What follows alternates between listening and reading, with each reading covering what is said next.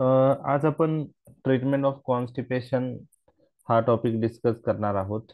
आता exam point of view हा topic 2 मार्कच्या दृष्टीने किंवा 4 मार्कच्या दृष्टीने विचारला जाऊ शकतो. CCMP exam point of view long question या टॉपिकवर रिअरली विचारला जाऊ शकतो. तर long question point of view GIT मध्ये पेप्टिक अल्सर मॅनेजमेंट, अँटीइमेटिक ड्रग्स हे टॉपिक महत्वाचं आहे.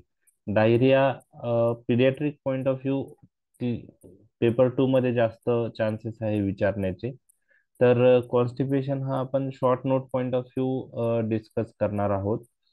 तर आपल्याला माहिती आहे कॉन्स्टिपेशन म्हणजे काय. कॉन्स्टिपेशन म्हणजे delayed passage of the faeces through the intestine. जे नॉर्मल डिफिकेशन प्रोसेस आहे ती जी स्लो होते त्याला आपण कॉन्स्टिपेशन म्हणतो. म्हणजे constipation means delayed passage of faeces through the intestine but the defecation process remains normal. जी प्रोसेस आहे डिफिकेशनची ती नॉर्मल आहे, त्यात काही म्हणजे त्यात ॲबनॉर्मॅलिटी नसते, फक्त ती डिले झालेली असते आणि त्याला आपण कॉन्स्टिपेशन म्हणतो. आणि कॉन्स्टिपेशन ट्रीटमेंटसाठी जे ड्रग यूज करतात त्यांना आपण लॅक्झेटिव्ह किंवा पर्गेटिव्ह असं म्हणतो. ओके. तर कॉन्स्टिपेशन साठी जे ड्रग यूज करतात त्यांना आपण लॅक्झेटिव्ह किंवा पर्गेटिव्ह असं म्हणतात. ओके. लॅक्झेटिव्ह तर दुसरं नाव आहे पर्गेटिव्ह. ओके. पर्गेटिव्ह. ओके. आता हे ड्रग्स कसे ऍक्ट होतात. These are the drugs which promote evacuation of bowel. हे लॅक्झेटिव्ह किंवा पर्गेटिव्ह हे असे ड्रग आहेत ते evacuation of the bowel promote करतात आणि कॉन्स्टिपेशन ट्रीट करतात.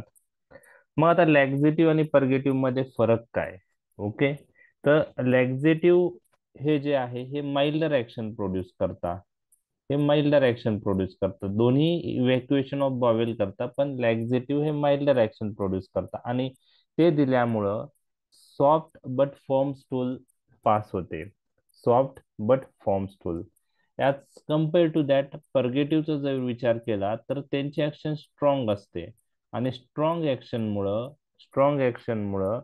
ते पर्गेटिव्ह जेव्हा आपण यूज करतो तर त्याच्यामुळं जास्त फ्लुइड इव्हॅक्युएशन होतं. ओके. स्टूल जास्त लिक्विड फॉर्म मध्ये बनतं आणि जास्त इव्हॅक्युएशन ऑफ द फ्लुइड होतं.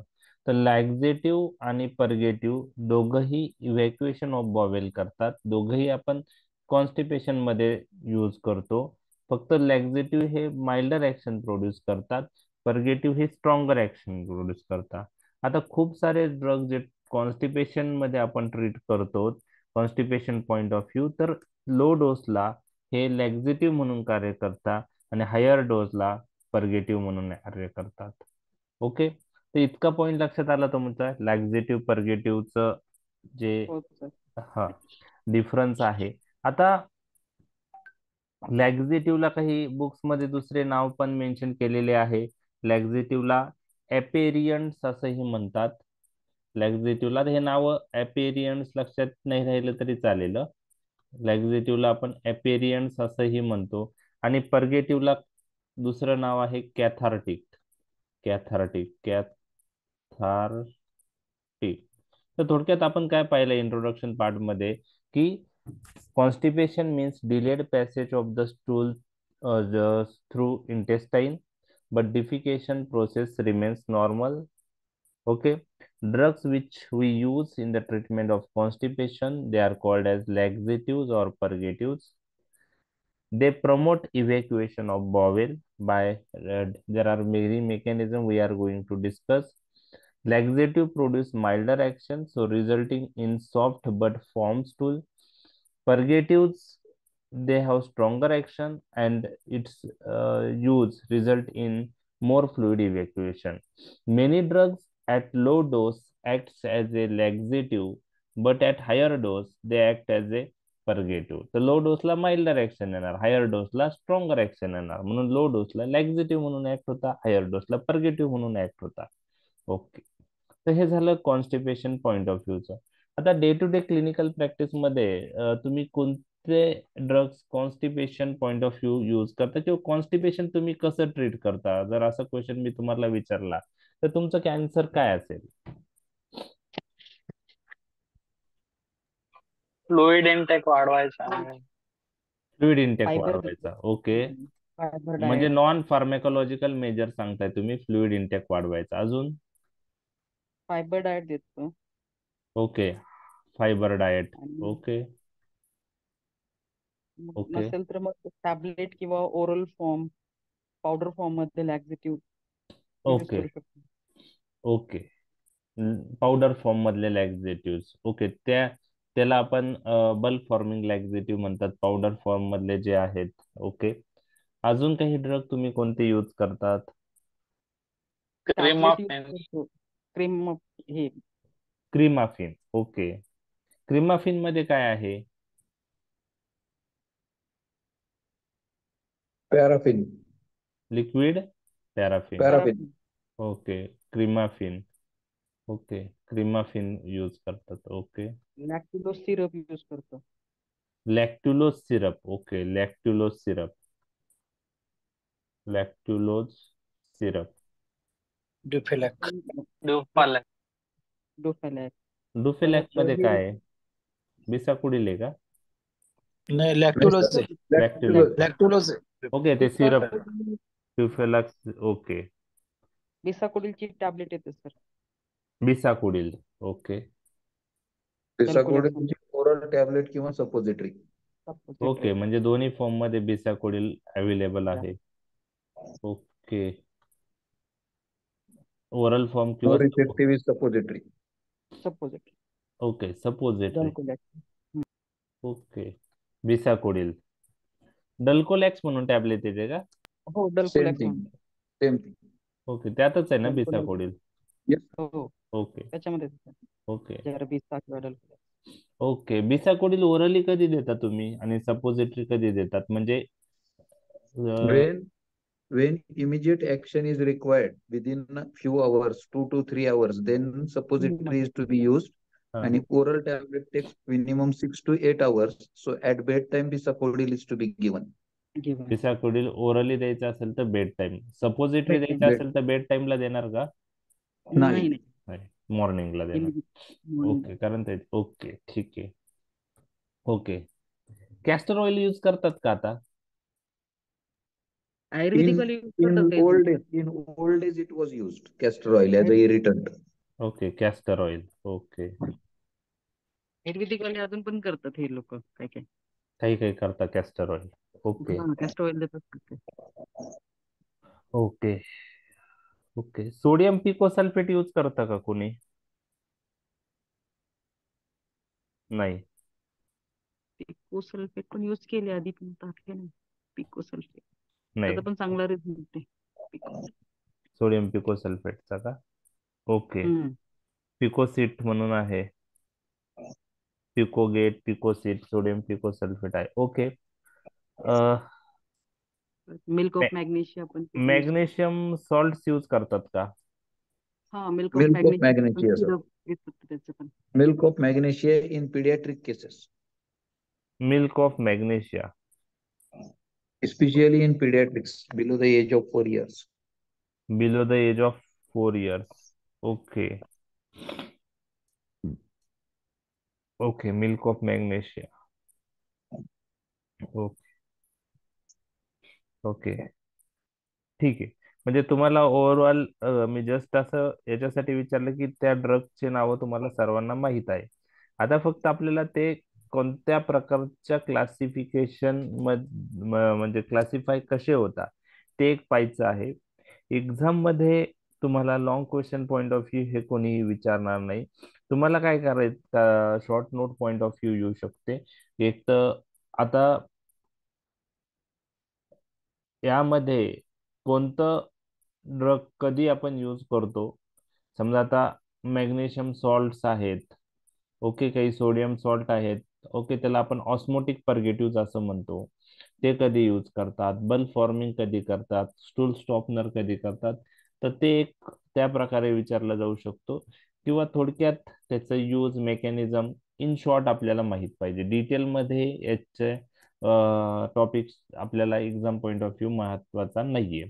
तरी पण आता एक्झाम पॉइंट ऑफ व्ह्यू आणि plus clinical point of view सगळ्या गोष्टी आज आपण आजच्या लेक्चरमध्ये डिस्कस करणार आहे.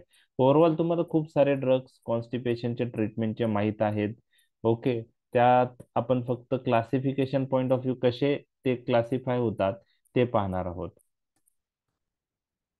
तर इंट्रोडक्शन पार्ट मी ऑलरेडी डिस्कस केलेला आहे. ओके, हे सर्व पार्ट डिस्कस केले आहे. क्लासिफिकेशन कडे या.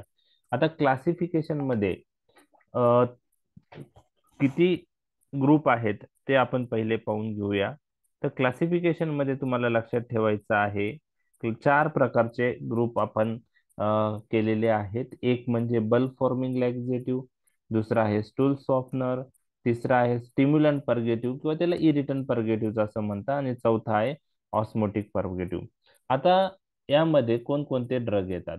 तर पहिला जो ग्रुप आहे तो बल्क फॉर्मिंग आहे. आता नावातच आहे बल्क फॉर्मिंग, म्हणजे ते दिल्यामुळं इंटेस्टाईन मधला बल्क वाढतो, ते वॉटर होल्ड करता, आणि बल्क वाढल्यामुळं पेरिस्टाल्सिस वाढते. तर हे बल्क फॉर्मिंग एजंट. दुसरा जो ग्रुप आहे तो आहे stool softener. Stool softener. Okay. तिसरा ग्रुप जो आहे त्याला स्टिम्युलंट पर्गेटिव्ह किंवा इरिटंट पर्गेटिव्ह असं म्हणतात. स्टिम्युलंट पर्गेटिव्ह किंवा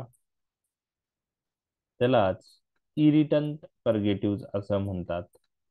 ओके. चौथा जो ग्रुप आहे त्याला आपण ऑस्मोटिक पर्गेटिव्ह असं म्हणतो. Osmotic purgative. तर हे 4 ग्रुपमध्ये हे क्लासिफिकेशन आहे. Bulb forming agent, stool softener, stimulant purgative, त्यालाच काही बुक्स मध्ये इरिटंट पर्गेटिव्ह असंही नाव दिलेलं आहे, आणि चौथा आहे ऑस्मोटिक पर्गेटिव्ह. तर बल्ब फॉर्मिंग एजंट कोणते आहेत त्याविषयी आपण जाणून घेणार आहोत. तर ब्लड फॉर्मिंग एजंट मध्ये, एक मिनिट, डायट्री फायबर, त्यामध्ये ब्रॅन आहे, सायलियम आहे, इसाबगुला आहे, मिथिल सेल्युलोज आहे. तर याच्यात खूप सारे हे प्लांट डेरिव्हेटिव्ह आहे, पावडर फॉर्म मध्ये अवेलेबल असतात. आणि पॅलेटेबिलिटी हा एक प्रॉब्लेम आहे, कारण लार्ज अमाऊंट ऑफ ती पावडर आपल्याला डिझॉल्व करून घ्यायची असते. तर बल्ब फॉर्मिंग एजंट मध्ये डायटरी फायबर आहेत, त्यात ब्रॅन, सायलियम, त्यालाच प्लॅन्टागो असं म्हणतात, इसाबगुला आणि मिथिल सेल्युलोज हे ड्रग्ज येतात. ओके. तर ते आपण नंतर डिटेल पाहणार आहोत. स्टूल सॉफ्टनर मध्ये दोनच नाव आहे. एमसीक्यू साठी असं विचारू शकता, liquid which of the following drug is stool softener. तर दोन नावं लक्षात ठेवायची, डॉक्युसेट्स आणि लिक्विड पॅराफिन. तर जे तुमचं क्रिमॅफिन आहे त्यामध्ये लिक्विड पॅराफिन आहे, इमल्सिफाईड फॉर्म. तर लिक्विड पॅराफिन हे स्टूल सॉफ्टनर आहे. हे तुम्हाला क्लासिफिकेशनच्या दृष्टीने, एमसीक्यूच्या दृष्टीने एक हा एमसीक्यू खूप वेळा विचारला गेला आहे की stool softener which of the following drug is stool softener. तर त्यात आन्सर असतं लिक्विड पॅराफाइन. ओके. तर डॉक्युसेट्स आणि लिक्विड पॅराफाइन हे दोन ड्रग्ज आहेत. त्यात लिक्विड पॅराफाइन यातलं यूज होतं जास्त करून. तिसरा जो ग्रुप आहे स्टिम्युलंट पर्गेटिव्ह, म्हणजे स्टूल सॉफ्टनरचे दोनच नाव आहे, लिक्विड पॅराफिन आणि डॉक्युसेट्स. डॉक्युसेटलाच डायऑक्टिल सल्फोसक्सिनेट किंवा डॉस असंही म्हणतात. आता स्टिम्युलंट पर्गेटिव्ह मध्ये 4 ग्रुप आहेत. ओके. कसं ते डिराईव्ह झालेत त्याच्यानुसार आहे, त्याची मेकॅनिझम नुसार आहे. तर ते फक्त आपल्याला 4 ग्रुप लक्षात ठेवता आले तर ठेवायचे, नाही ठेवले तर स्टिम्युलंट पर्गेटिव्हची डायरेक्ट नावं लिहिले तरी चालू शकतात. त्यात पहिले डायफिनिल मिथेन आहे, त्यात फिनोफ्थॅलिन आहे, बिसाकोडिल आहे, सोडियम पिकोसल्फेट आहे. तर डायफिनिल मिथेन मध्ये फिनोफ्थॅलिन, बिसाकोडिल आणि सोडियम पिकोसल्फेट आहे. फिनोफ्थॅलिन आता जास्त यूज होत नाही. हा एक डाय आहे केमिकल इंडस्ट्री मधला, आणि तो ऍज ए स्टिम्युलंट पर्गेटिव्ह म्हणूनही यूज केला जायचा, परंतु आता यूज होत नाही जास्त. दुसरे आहेत बिसाकोडिल, तुम्हाला सर्वांना हे ड्रग माहीतच आहे. सोडियम पिकोसल्फेट ही तुम्ही ऐकलेलं आहे. त्यानंतर जे प्लॅन डेरिव्हेटिव्ह आहेत ह्या ग्रुपमध्ये स्टिम्युलंट पर्गेटिव्ह मधले, ते अँथ्रॅक्विनॉन्स डेरिव्हेटिव्ह आहेत. त्यांना सेना आणि कॅस्करा सगरडा हे दोन ड्रग येतात. अँथ्रॅक्विनॉन्स मध्ये सेना आणि कॅस्करा सगरडा हे दोन ड्रग येतात. हे प्लांट प्रॉडक्ट आहे, त्याला इमोडिन्स असंही म्हणतात. तिसरा जो ग्रुप आहे एक 5-HT4 अगोनिस्ट प्रुकॅलोप्राइड, हा पण स्टिम्युलंट पर्गेटिव्ह म्हणून आता यूज होतोय. प्रुकॅलोप्राइड 5-HT4 अगोनिस्ट. आणि कॅस्टर ऑइल तुम्ही जे सांगितलं होतं आता, तर ते फिक्स्ड ऑइल आहे कॅस्टर ऑइल. ओके, तेही काही आयुर्वेदिक प्रॅक्टिशनर यूज करतात असं तुम्ही सांगितलेलं आहे. तर स्टिम्युलंट पर्गेटिव्ह मध्ये हे 4 ग्रुप येतात. आता याच्यामधले नावं नाही लक्षात राहिले, जेवढे येत आहे पिसाकोडिल लिहू शकता, सोडियम पिकोसल्फेट लिहू शकता, कॅस्टर ऑइल लिहू शकता. ऍटलिस्ट तेवढे तुमच्याकडून एक्सपेक्टेड आहे. ओके, कारण long question point of view हा टॉपिक रेअरली विचारतात, त्यामुळे क्लासिफिकेशन डिटेल नसेल माहीत तरी चालू शकतं. ओके, तर स्टिम्युलंट पर्गेटिव्ह ते एमसीक्यू साठी येऊ शकतं. All the following are stimulant purgative except. बर, मग त्यामध्ये 3 ऑप्शन यातले असतील, एक दुसरा असेल, तर त्यानुसार तुम्हाला ते एमसीक्यू पॉईंट ऑफ व्ह्यू लक्षात ठेवायचे. तर स्टिम्युलंट पर्गेटिव्ह 4 आहेत. डायफिनिल मिथेन ग्रुप आहे, त्यात फिनोफ्थॅलिन, बिसाकोडिल, सोडियम पिकोसल्फेट, अँथ्राक्विनॉन्स मध्ये सेना, कॅस्करा सग्रडा, 5-HT4 अगोनिस्ट मध्ये प्रुकॅलोपाइड आणि फिक्स ऑइल मध्ये कॅस्टर ऑइल. ओके, आता चौथा जो आहे तो आहे ऑस्मोटिक पर्गेटिव्ह. आता ऑस्मोटिक पर्गेटिव्ह मध्ये काही सॉल्ट्स आहेत, ते आपण ऑस्मोटिक पर्गेटिव्ह म्हणून यूज करतो. तर यांना ऑस्मोटिक पर्गेटिव्हला त्यांची वॉटर होल्डिंग ॲबिलिटी आहे, ते दिल्यानं मग इंटेस्टाईन मध्ये ते गेल्यानंतर स्वतःबरोबर वॉटर होल्ड करतात, आणि ते जेव्हा इलिमिनेट होतात त्याच्यावर वॉटर इलिमिनेट होतं, म्हणून त्याला ऑस्मोटिक पर्गेटिव्ह म्हणतात. ते त्यांच्या ऑस्मोटिक प्रॉपर्टीमुळं ते उपयुक्त ठरतात. तर मॅग्नेशियम सॉल्ट मध्ये मॅग्नेशियम सल्फेट आणि मॅग्नेशियम हायड्रॉक्साईड आहे. सोडियम सॉल्टचा जर विचार केला तर सोडियम सल्फेट अँड फॉस्फेट हे 2 सॉल्ट्स आपण ऑस्मोटिक पर्गेटिव्ह मध्ये यूज करतो. त्यानंतर सोडियम पोटॅशियम टार्ट्रेट हा एक ड्रग आपण ऑस्मोटिक पर्गेटिव्ह म्हणून यूज करतो. आणि चौथा तुम्ही जो सांगितलेला आहे लॅक्ट्युलोज, हा पण आपण ऑस्मोटिक पर्गेटिव्ह मध्ये यूज करतो. तर magnesium salt, sodium salt, lactulose, sodium potassium tartrate आपण ऑस्मोटिक पर्गेटिव्ह म्हणून यूज करतो. मॅग्नेशियम सॉल्ट मध्ये मॅग्नेशियम सल्फेट, मॅग्नेशियम हायड्रॉक्साईड आहे. सोडियम सॉल्ट मध्ये सोडियम सल्फेट आणि सोडियम फॉस्फेट आहे. तर हे झालं क्लासिफिकेशन. हे झाले ड्रग्स जे कॉन्स्टिपेशन मध्ये इफेक्टिव्ह आहेत. तर 60-70% ड्रग ऑलरेडी तुम्हाला माहित आहे. आता अजून एक क्लासिफिकेशन मी तुमच्याशी डिस्कस करणार आहे, ते एमसीक्यू च्या दृष्टीने अजून महत्वाचं आहे. आणि ते क्लासिफिकेशन काय आहे ते मी तुमच्याशी डिस्कस करणार आहे. हे क्लासिफिकेशन लक्षात आलं का तुमच्या? 4 group: yes bulk forming, yes sir. Fluid softener, stimulant purgative आणि ऑस्मोटिक पर्गेटिव्ह. क्लिअर? ओके. आता तर बल्क फॉर्मिंग आणि ऑस्मोटिक पर्गेटिव्ह दोन्ही वॉटर होल्ड करतात ना? नाही नाही, त्यांची बल्क फॉर्मिंग काय आहे की ते इंटेस्टाईन मध्ये त्यांच्यामुळं स्वतः ते म्हणजे ते काय करतात की वॉटर होल्ड करता आणि स्वेल होता, आणि त्याच्यामुळं जो बल्क आहे तो वाढतो, आणि त्याच्यामुळे पेरिस्टाल्सिस वाढती. ऑस्मोटिक पर्गेटिव्ह फक्त वॉटर होल्ड करतात, त्याच्यामुळे बल्क नाही वाढत. ओके तर ओके. थोडा फरक आहे त्यांच्यामध्ये. ओके, बल्क फॉर्मिंग लॅक्झेटिव्ह जे आहेत ते स्लो ऍक्टिंग असतात, त्यांना 1 ते 3 दिवस लागतात त्यांच्या ऍक्शन साठी. आणि ऑस्मोटिक पर्गेटिव्ह हे 1 ते 3 तासात ऍक्ट होतात, ते फास्ट ऍक्टिंग आहे. ओके, तर हा ओके फरक आहे. ओके. ओके, तर बल्क फॉर्मिंग आपण फंक्शनल कॉन्स्टिपेशनच्या पेशंट मध्ये जास्त, जे डे टू डे प्रॅक्टिस मध्ये तुम्हाला कॉन्स्टिपेशन पाहता तुम्ही, तर मेजॉरिटी केसेस हे सिडेंटरी लाईफस्टाईल किंवा बाकी गोष्टींमुळे आहे, फंक्शनल कॉन्स्टिपेशन असतं. मग त्यामध्ये आपण डायटरी मॉडिफिकेशन सांगू शकतो, आणि जर कव्हर नसेल होत तर बल्क फॉर्मिंग एजंट त्यात देऊ शकतो. ऑस्मोटिक पर्गेटिव्ह जे आहेत ते रुटीनली आपण यूज करत नाही, काही कंडिशन मध्येच यूज करतो, ज्यात आपल्याला इमिजिएट ऍक्शन लागते 1 ते 3 तासात, त्यावेळेस आपण ते यूज करतो. कारण ऑस्मोटिक पर्गेटिव्ह मुळे फ्लुइड लॉस जास्त होतो, इलेक्ट्रोलाइट इम्बॅलन्स होऊ शकतो.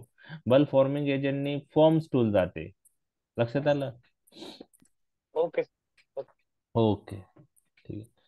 आता हे क्लासिफिकेशन आहे. क्लासिफिकेशन बेस्ड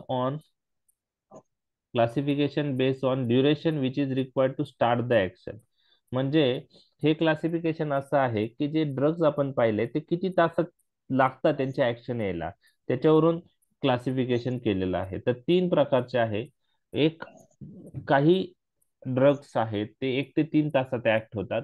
काही ड्रग्स 6 ते 8 तास लागतात ऍक्ट व्हायला, म्हणजे 6 ते 8 तासानंतर त्याची ऍक्शन येते. आणि काही ड्रग्सला 1 ते 3 दिवस लागतात. तर ते एमसीक्यू पॉइंट ऑफ व्ह्यू येऊ शकतं. Which all the following drugs act within 3 hours as a laxative point of view except. मग तुम्हाला ते माहित पाहिजे. आवाज येतोय ना तुम्हाला? थोडा नेटचा प्रॉब्लेम आहे. हो येतच. थोडा अडकून अडकून येतं. अडकून येतोय ना? येतोय सर. Okay okay. हा म्हणजे थोडा थोडा प्रॉब्लेम थोडस. ओके, म्हणजे 80% तरी येतोय ना क्लिअर? हो हो सर 80%. हा. येतोय. येतोय सर, येतोय. हा, तर जे इंटरनेट, घरचा जो इंटरनेट आहे तो म्हणजे वायफाय कनेक्ट नाही होते लॅपटॉपला, तर ते इश्यू सॉल्व्ह झाल्यावर होईल. आता मी मोबाईलचे इंटरनेटवर हे करतोय. तर ठीक आहे, 70-80% तुम्हाला क्लिअर होईल. मध्ये जर कमी येत असेल किंवा समजत नसेल तर त्यावेळेस मला सांगा, ह्या पार्ट समजला नाही, आपण परत रिपीट करूया. 1-2 दिवसात हा इश्यू सॉल्व्ह झाला का वायफाय वर असेल तर मग चान्सेस कमी आहे इंटरप्शनचे, किंवा जे आहे की क्लिअरिटी आवाजची चांगली राहील. तर 1 ते 3 तासात कोणते ड्रग ऍक्ट होतात, 6 ते 8 तास म्हणजे कोणत्या ड्रगच्या ऍक्शन साठी लागतात, आणि कोणत्या ड्रगला 1 ते 3 दिवस लागतात. तर हे एमसीक्यू साठी महत्वाचं आहे. तर तुम्हाला जे ड्रग 1 ते 3 तासात ऍक्ट होतात ते तुम्हाला ओबीसी लक्षात ठेवायचे. काय लक्षात ठेवायचे? O B C. O means osmotic purgative, पण यामध्ये लक्षात ठेवायचे all osmotic purgative acts within 1 to 3 hours except lactulose. Except lactulose. Lactulose takes 1 to 3 days for action. Lactulose takes 1 to 3 days for action. Okay. O म्हणजे osmotic purgative, OBC mnemonic आहे. Except काय लक्षात ठेवायचंय? Lactulose. लॅक्टुलोज.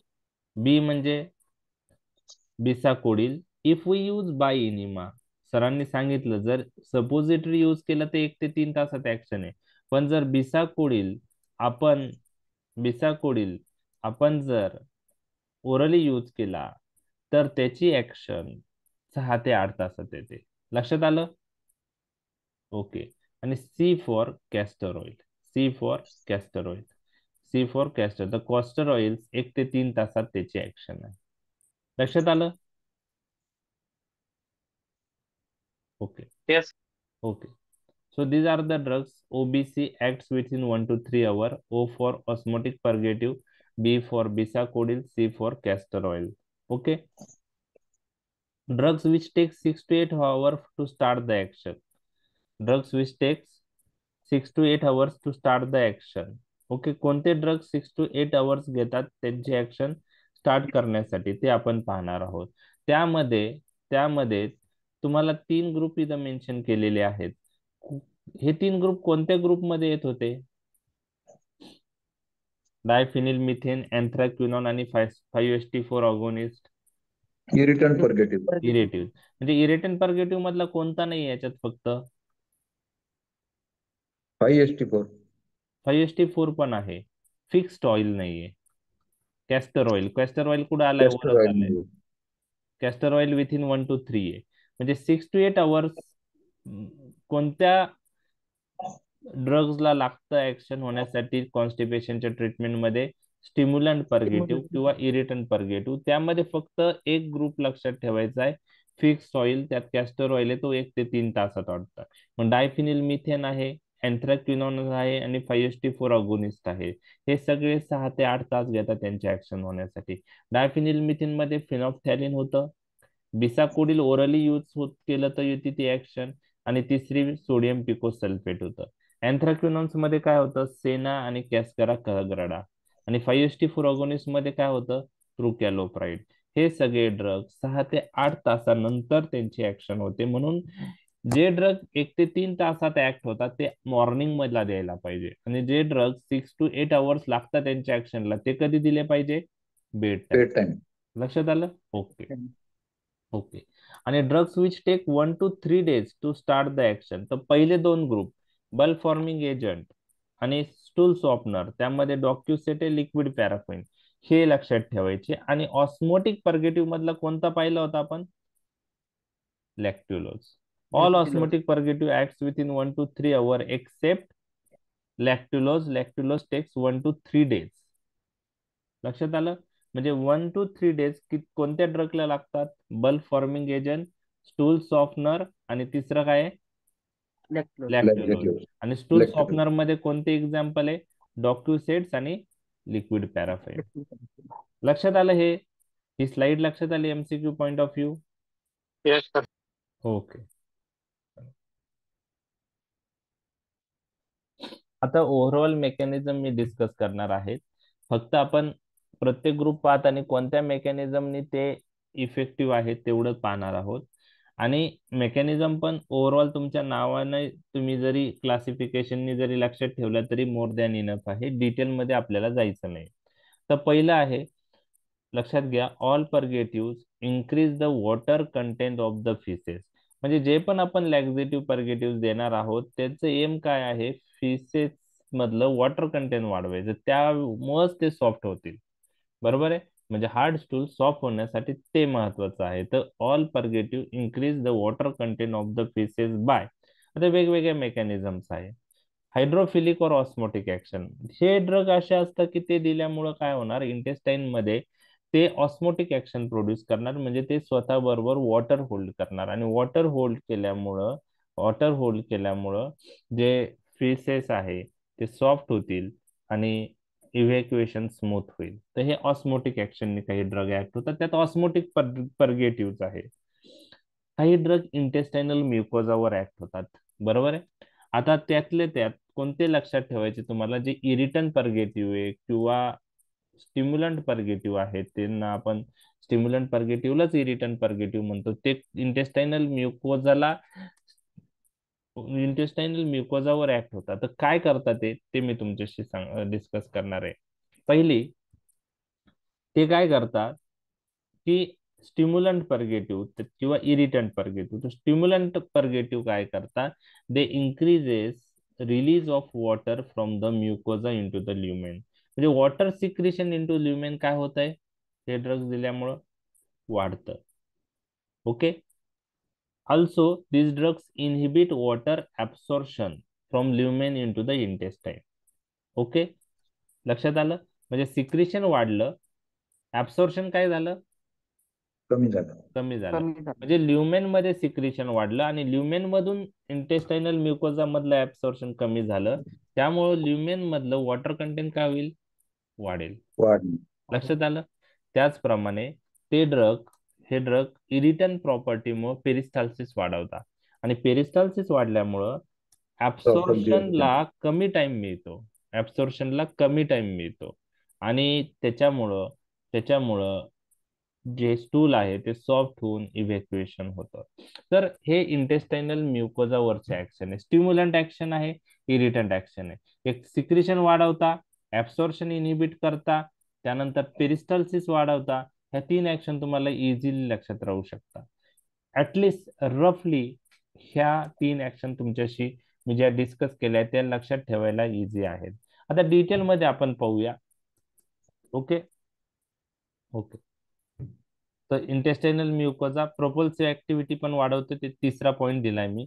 तर intestinal म्युकोजावर जे act होतात तर त्याच्यामध्ये सिक्रेशन वाढणं आणि ऍब्सॉर्प्शन कमी करणं, ह्या 2 पॉईंट लक्षात ठेवले तरी चालू शकतात.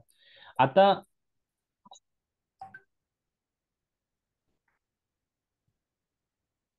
डिटेलमध्ये इंटेस्टाइनल म्युकोजावरचे ऍक्शन आपण इरिटंट परगेटिव्ह जेव्हा डिस्कस करू त्यावेळेस डिस्कस करूया. ओके. तर त्यामध्ये 4 ते 5 ऍक्शन आहेत. ओव्हरऑल तुम्ही 2 पॉईंट जरी लक्षात ठेवले की सिक्रेशन वाढवता, ऍब्सॉर्प्शन कमी करता, तरी मोर दॅन सफिशियंट आहे. आता बल्क परगेटिव्ह कसे ऍक्ट होतात? त्यामध्ये कोणकोणते ड्रग्ज आहेत? तर ड्रग्ज कोणते होते? डायटरी फायबर्स होते, त्यामध्ये ब्रॅन होतं, सायलियम होतं, इसाबगुला होतं, मिथिल सेल्युलोज होतं. तुम्ही यूज केले त्यापैकी?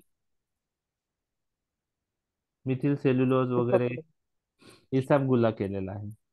हे कोणत्या फॉर्म मध्ये अवेलेबल आहे मार्केटमध्ये? Bulk forming agent powder. Powder form sachet असतं का त्याचे? नाही डब्बी असते, बॉटल ओके, असतात. बॉटल पण Both, असते. sir, both the हा, things. काही दोन्ही असतं, काही वेळेस सॅचेट पण Yes, आहे. एक सॅचेट एक ग्लास yes. पाण्यात टाकून घ्यायचं, किंवा मग बॉटल पण आहे. ओके. हे यूज केल्यामुळे काही साईड इफेक्ट होतात का? ॲब्डोमिनल डिस्टेशन, ब्लोटिंग, गॅस फॉर्मेशन असं काही? Bloating, ब्लोटिंग होतं. bloating. फ्लोटिंग होतं सर. ब्लोटिंग होतं. Okay okay. म्हणजे ह्याच गोष्टी तुम्हाला त्या क्लिनिकल प्रॅक्टिस मध्ये तुम्ही दिल्यावर काय होऊ शकतं ते तुम्हाला ऍडव्हर्स इफेक्ट वगैरे त्या गोष्टी हे करायच्या आहेत. तर ठीक आहे, बल्ब फॉर्मिंग एजंट तुम्ही यूज करतात, तर त्याविषयी आपण पाहूया. आता यामध्ये आपण डायटरी फायबर्स यूज करतो. आता हे डायटरी फायबर्स काय आहे, तर त्यामध्ये डिटेलमध्ये तुम्हाला कोणीही विचारणार नाही, पण जस्ट आपण knowledge point of view discuss करतो. This consist of unabsorbable cell wall and other constituents of vegetable food. तर यामध्ये unabsorbable cell wall and other constituents of vegetable food असतं. आता अनएब्सॉर्बेबल म्हणजे ते स्टमक आणि स्मॉल इंटेस्टाईन मधून ऍब्सॉर्ब होणार नाही, त्यामुळे ते लार्ज इंटेस्टाईन मध्ये जाईल आणि तिथं ते बल्क फॉर्मिंग ऍक्शन त्यांची येईल. तर त्यामध्ये काय असतात? सेल्युलोज, पेक्टिन, ग्लायकोप्रोटीन, अदर पॉलिसॅकराइड्स असतात. ओके. ब्रॅन काय आहे? ब्रॅन हा जे फ्लोअर इंडस्ट्री असते, जिथं आपण ते पीठ बनवायची इंडस्ट्री, त्याचा रेसिड्युअल प्रॉडक्ट आहे. ओके. तर bran is a residual product of flour industry which consists of approximately 40% dietary fiber. आपण जे पीठ दळून आणतो, त्यानंतर जे चाळणी चाळल्यानंतर वरती जे राहतं, ओके, ते रॉ मटेरियल आपण ते यूज करत नाही ऍक्च्युली. ते डायटरी फायबर्स असतं, आपण तो काढून टाकतो. आणि तसं जे फ्लोअर इंडस्ट्री आहेत, ते जे पीठ बनवतात त्यावेळेस पण ते हे जे ब्रॅन रेसिड्युअल प्रॉडक्ट आहे, तो जनरली तो काढून टाकतात. तर त्यामध्ये ऍक्च्युली 40% डायटरी फायबर असतं, आणि तो यूज करायला पाहिजे. पण आपण पोळ्या बनवताना ते पीठ चाळून घेतो, आणि त्याच्यामुळे डायटरी फायबरचं कंटेन आपलं फूड मधलं कमी, डाएट मधलं कमी होतं. तर ब्रॅन हा रेसिड्युअल प्रॉडक्ट आहे फ्लोअर इंडस्ट्री मधला, आणि 40% डायटरी फायबर त्यामध्ये असतात. आता याचं जर मेकॅनिझम विचारली, बल्क परगेटिव्ह कसे ऍक्ट होतात, तर तुम्हाला नावातूनच लक्षात ठेवायचं, दे increases the bulk of the intestine. They hold water along with, and due to that they swell, and bulk of the intestine is increased, and bulk वाढल्यामुळं पेरिस्टाल्सिस स्टिम्युलेट होते, आणि मग इव्हॅक्युएशन ऑफ बॉवेल होतं. आणि यांना 1 ते 3 दिवस लागतं ऍक्शन साठी. तर ही ऍक्शन लिहिता येईल तुम्हाला, मी जी डिस्कस केली ती? येस. ओके, एक minute. Okay. So they increase the water content of the intestine. This then, after using of this, water content of the intestine is increased. They absorb the water, swell, volume of the intestine is increased, and it results in increased peristalsis. तर हे महत्वाचं point मी तुम्हाला सांगितलेलं आहे, बरोबर आहे. तर जे काही प्लांट प्रॉडक्ट आहेत, जसं पेक्टिन्स आहे, गम्स आहे, हे जेव्हा ब्रेकडाऊन होतात, तर त्यांच्यापासून ऑस्मोटिकली ऍक्टिव्ह प्रॉडक्ट पण बनतात, आणि ते पण वॉटर रिटेन करतात. तर हे काही बल्क फॉर्मिंग एजंट बरोबर ऍडिशनल ही ऍक्शन पण आहे.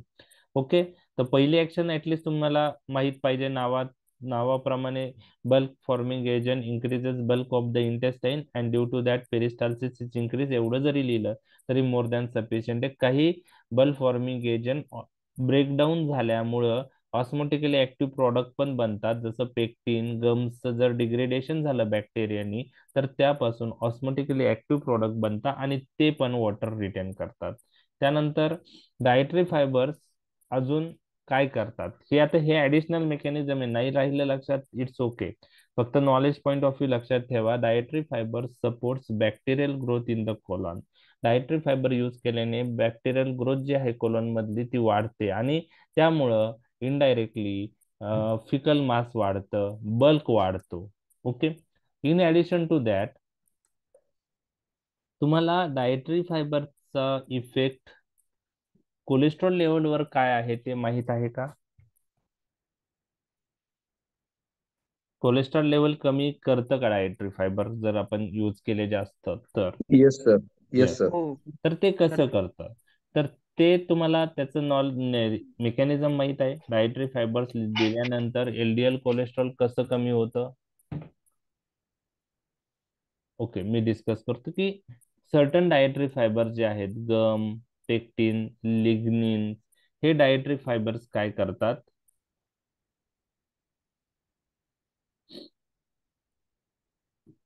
ओके, तर हे डायटरी फायबर्स काय करतात, ते bind with bile acids. Okay, आता हे डायटरी फायबर्स आपण दिले तर ते कशाशी बाइंड होतात, बाइल ऍसिड्स. Bile बाइल ऍसिडला बाइंड झाल्यामुळं बाइल ऍसिडचं एक्सक्रिशन होतं. तर एक लक्षात घ्या, एक लक्षात घ्या की बाइल ऍसिड जे आहे, ओके, बाइल ऍसिड हे लिव्हर मध्ये तयार होतं. आणि हे बाइल ऍसिड कशापासून तयार होतं, कोलेस्ट्रॉल पासून. तर बाइल ऍसिडच्या सिंथेसिस साठी काय गरज, कशाची गरज आहे, कोलेस्ट्रॉलची. आणि cholesterol कोलेस्ट्रॉलचं degradation. कन्व्हर्जन कशात होतं, बाइल ऍसिड मध्ये. आता हे बाइल ऍसिड तयार झाल्यावर ते इंटेस्टाईन मध्ये येतात आणि काही सर्टन थिंग्स जे आहेत डाएट मधल्या त्यांच्या ऍब्सॉर्प्शन साठी हे बाइल ऍसिड महत्वाचं असतं. बरोबर आहे. आता बाइल ऍसिड लिव्हर मध्ये बनल्यानंतर हे बाइल ऍसिड इंटेस्टाईन मध्ये येतं आणि त्याचं काम करतं आणि त्यानंतर परत रिअब्सॉर्ब होतं एंटरोहिपॅटिक सर्क्युलेशनने. ओके, आणि जर आपण डायटरी फायबर यूज केले तर डायटरी फायबर काय करतात, हे डायटरी फायबर बाइल ऍसिड जे इंटेस्टाईन मध्ये आलंय त्याच्याबरोबर बाइंड होतात आणि जे कॉम्प्लेक्स बनतं हे कॉम्प्लेक्स फिसेस थ्रू एक्सक्रीट होतं. त्यामुळं बाइल ऍसिडची ब्लड मधली बॉडी मधली लेवल काय होईल, कमी होईल. कमी होईल. आता बाइल ऍसिड तर लागतंय आपल्याला, मग बॉडी काय करेल, लिव्हर काय करेल, जास्त कोलेस्ट्रॉलचं रूपांतर कशात करेल, Bile acids. Bile acid. Bile कुठं acid. होतं हे, कुठं होतं हे सिंथेसिस, लिव्हर मध्ये. बरोबर आहे. Yes, sir. मग बाइल ऍसिड बनण्यासाठी कोलेस्ट्रॉलचं ब्रेकडाऊन होऊन बाइल ऍसिड बनतं. मग लिव्हरला जास्त गरज कशाची राहील,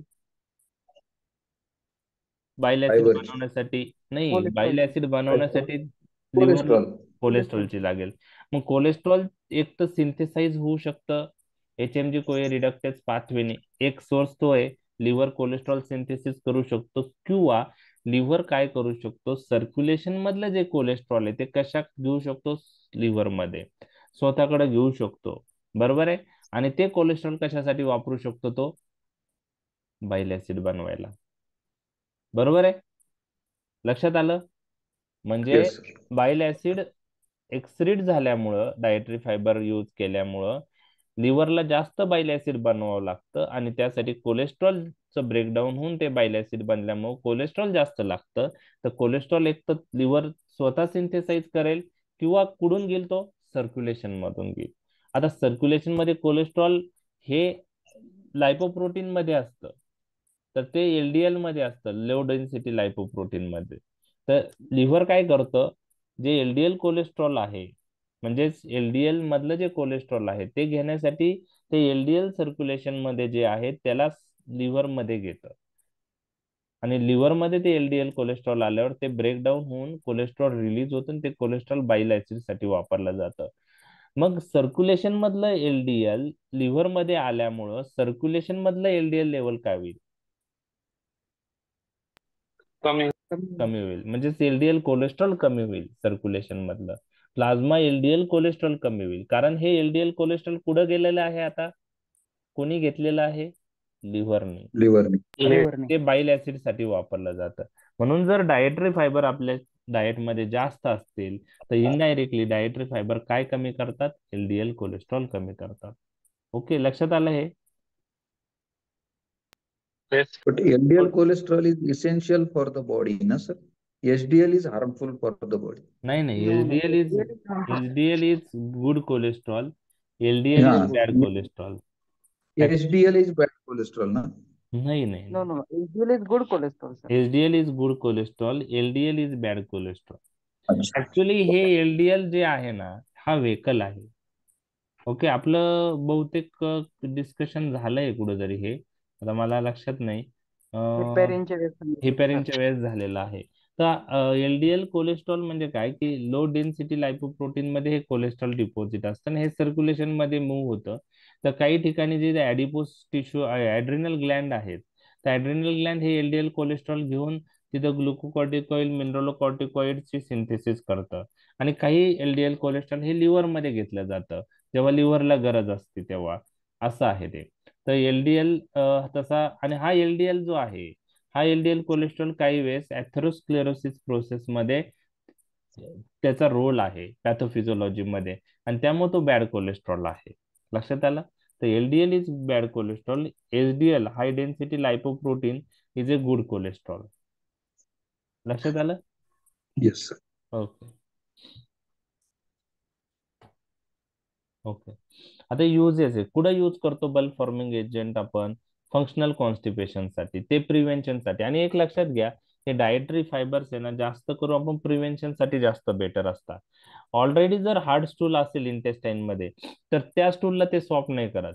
पण जे नवीन स्टूल फॉर्म होत आहे तेच ते बल्ब फॉर्मिंग ऍक्शन मुळे ते सॉफ्ट होतं. ओके. तर mainly for prevention of functional constipation, first line approach for simple constipation, जे सिम्पल कॉन्स्टिपेशनचे पेशंट आहे, डाएट मॉडिफिकेशन करणं किंवा बल्ब फॉर्मिंग एजंट देणं, ही पहिली ट्रीटमेंट आहे. त्यात ऑस्मोटिक पर्गेटिव्ह नाही यूज करायला पाहिजे आपण. ओके. कारण त्यांच्यामुळे जास्त फ्लुइड लॉस होऊ शकतो, इलेक्ट्रोलाइट इम्बॅलन्स होऊ शकतो. त्याचप्रमाणे बल्ब फॉर्मिंग एजंट आपण आयबीएसच्या पेशंटमध्ये, ज्यांच्यात पेन आहे, कॉन्स्टिपेशन आहे किंवा डायरिया आहे, त्यात आपण यूज करू शकतो. बल्ब फॉर्मिंग एजंट हे कॉन्स्टिपेशन मध्ये इफेक्टिव्ह आहे, तसं आपण डायरियामध्ये आपण पाहिलं की हे डायरियामध्ये फ्लुइड लॉस कमी नाही करत, फक्त कन्सिस्टन्सी जी आहे ती सॉलिड करतात. To relieve symptom of chronic diverticulosis, त्यामध्येही आपण हे यूज करू शकतो bulk forming agent. Useful when straining at stool has to be avoided, काही काही वेळेस आपल्याला ड्युरिंग डिफिकेशन स्ट्रेनिंग अवॉइड करावं लागतं, आणि त्यावेळेसही हे आपण यूज करू शकतो. ओके. काहींना हार्ट रिलेटेड इश्यू असतील तर त्यावेळेस आपण यूज करतो. आय सर्जरी झालेली असेल तर त्यावेळेस आपण हे स्ट्रेनिंग अवॉइड Hemorrhoid. करतो. येस. तर Hemorrhoid. काय म्हणले? Hemorrhoid. Piles मध्ये. हेमोरॉइड हा, पाईल्स मध्ये. फाईल्स मध्ये. ओके, फाईल्स मध्ये आपण यूज करू शकतो. तर हे सगळे त्याचे युजेस आहे. तर युजेस आपण डिस्कस केलेले आहेत. नेक्स्ट, बल्ब फॉर्मिंग एजंटचे ड्रॉबॅक काय आहे? तर मी जस्ट पहिल्यांदाच सांगितलं की आपल्याला जास्त डोस लागतं, तर अनपॅलेटेबल आहे ते. कारण पावडर खूप जणांना ते पाण्यात मिक्स केल्यानंतर ते घेत नाही काही जण. ते ड्रिंक करणं डिफिकल्ट असतं, अनपॅलेटेबल. लार्ज डोस लागतो, 20 to 40 ग्रॅम पर डे. त्यानंतर इफेक्ट येण्यासाठी ऍटलिस्ट 3 ते 4 दिवस लागतात. ओके. स्लो ऑन ऍक्शन आहे त्यांची. ओके. त्यानंतर it does not soften faeces already present in the colon or rectum, जे हार्ड स्टूल ऑलरेडी आहेत त्याला काहीच करत नाही. फ्लॅट्युलन्स किंवा ब्लोटिंग जे आहे त्यामुळे येऊ शकतं. आणि त्याचे कॉन्ट्राइंडिकेशन असे आहेत, ज्यावेळेस स्टेनोसिस असेल, ऍडिशन असेल इंटेस्टाइनल, फिकल इम्पॅक्शन असेल, गट अल्सरेशन असेल, त्या ठिकाणी बल्ब फॉर्मिंग एजंट यूज केले नाही पाहिजे. हे देताना प्रिकॉशन काय घेतली पाहिजे की लार्ज अमाऊंट ऑफ वॉटर त्याबरोबर घेतला पाहिजे. बरोबर आहे? तर this drug should be taken with good amount of water. तर हे ड्रॉबॅक्स ही तुम्हाला माहित पाहिजे बल्ब फॉर्मिंग एजंटचे. ओके. आता बाकी जे गोष्टी मी आता डिस्कस करतो ते एक्झाम पॉइंट ऑफ व्ह्यू कोणीही विचारणार नाही, कारण इंडिव्हिज्युअल ड्रग्स विषयी ते सायलियम, इसाबगुला, तर हे ड्रग्ज आहेत. They contain natural colloidal mucilage which form gelatinous mass by absorbing water. Methyl cellulose is a semi-synthetic colloidal hydrophilic derivative of cellulose that remains largely unfermented in colon. 4 to 6 gram per day dose आहे त्याचा. तर detail मध्ये काही जायचं नाही. Generous amount of water must be taken with all bulb forming agent. Okay. Okay. Stool softeners, तर यामध्ये तुम्हाला लिक्विड पॅराफाइन विषयी विचारलं जाऊ शकतं आणि त्याचे ड्रॉबॅक्स विचारले जाऊ शकतात. ओके. तर ते तेवढा पार्ट आपल्याला चांगला करायचा आहे. आता स्टूल सॉफ्टनर्स, ते soften the stool by increasing the water content of the stool. Okay. They does not stimulate peristalsis. एक तर हे काय करतील, सिक्रिशन वाढवतील इंटेस्टाइनल म्युकोजा सेलचं, किंवा ऍब्सॉर्प्शन इनहिबिट करतील, आणि त्यामुळे वॉटर कंटेंट जे आहे ते फिकल मॅटरचं किंवा स्टूलचं वाढतं, परंतु हे पेरिस्टाल्सिस स्टिम्युलेट करतात का? नाही. स्टिम्युलंट परगेटिव्ह पेरिस्टाल्सिस स्टिम्युलेट करतं, हे तुम्हाला लक्षात ठेवायचं. त्यामुळे नाव काय त्यांचं? स्टिम्युलंट परगेटिव्ह. स्टिम्युलंट परगेटिव्हचे एक्झाम्पल आपण पाहिलेले क्लासिफिकेशन मध्ये. म्हणजे स्टूल सॉफ्टनर काय करतात की ते एक तर सिक्रेशन वाढवतात ल्युमेन मध्ये, किंवा ऍब्सॉर्प्शन इनहिबिट करतात, आणि त्यामुळं overall net water content in the lumen is increase. Okay, but stool softener does not stimulate peristalsis. म्हणजे स्टूल सॉफ्टनर आणि स्टिम्युलंट परगेटिव्ह मधला फरक लक्षात आला का तुमच्या? Yes. ओके. त्यानंतर डॉक्युसेट्स आणि लिक्विड पॅराफिन. त्यामध्ये डिटेल कोणीही तुम्हाला विचारणार नाही. डॉक्युसेटच्या प्रॉपर्टीज, लिक्विड पॅराफिन, फक्त लिक्विड पॅराफिन जो आहे तर आपण इमल्सिफाईड फॉर्म मध्ये आपण वापरतो. ओके, ते एक आपल्याला लक्षात ठेवायचं आहे. आता डॉक्युसेट्सचे इंडिव्हिज्युअल प्रॉपर्टीज मी डिस्कस करत आहे की हा एनोनिक डिटर्जंट आहे. त्यानंतर soften the stool by net water accumulation in the lumen by action on intestinal mucosa. Okay okay. It emulsifies the colonic content and increase the penetration of water into the feces. तर हे डॉक्युसेट काय करतं की it emulsifies the colonic content and increase penetration of water into the feces by its आता हे हे झाले त्याचे mechanism.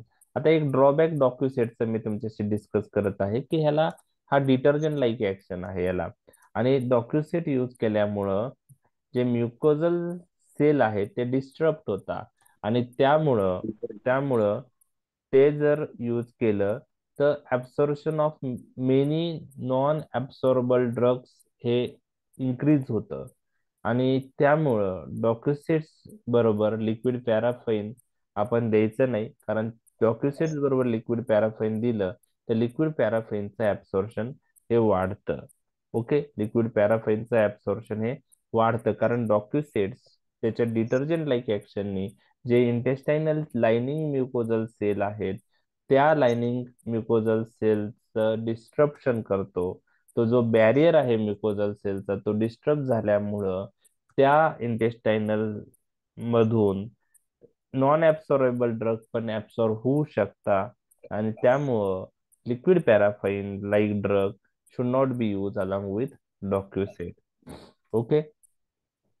Okay. It is a mild laxative mainly indicated when staining at the stool must be avoided.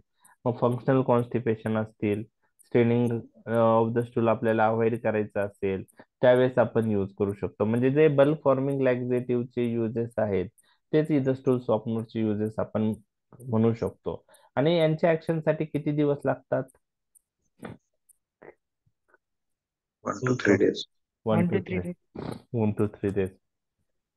Docusate adverse effect, cramps, abdominal pain, nausea on prolonged use, hepatotoxicity. Liquid paraffin, आता हे तुम्ही day to day clinical practice मध्ये use करतात. तर liquid paraffin एक viscous liquid आहे. It is a mixture of petroleum hydrocarbons, आणि as a laxative हा 19th सेंचुरी पासून यूज होतोय लिक्विड पॅराफाईन. फार्मेकोलॉजिकली तसा तो इनर्ट आहे. Taken for 2 to 3 days, it softens the stool and is said to lubricate hard sibili by coating them.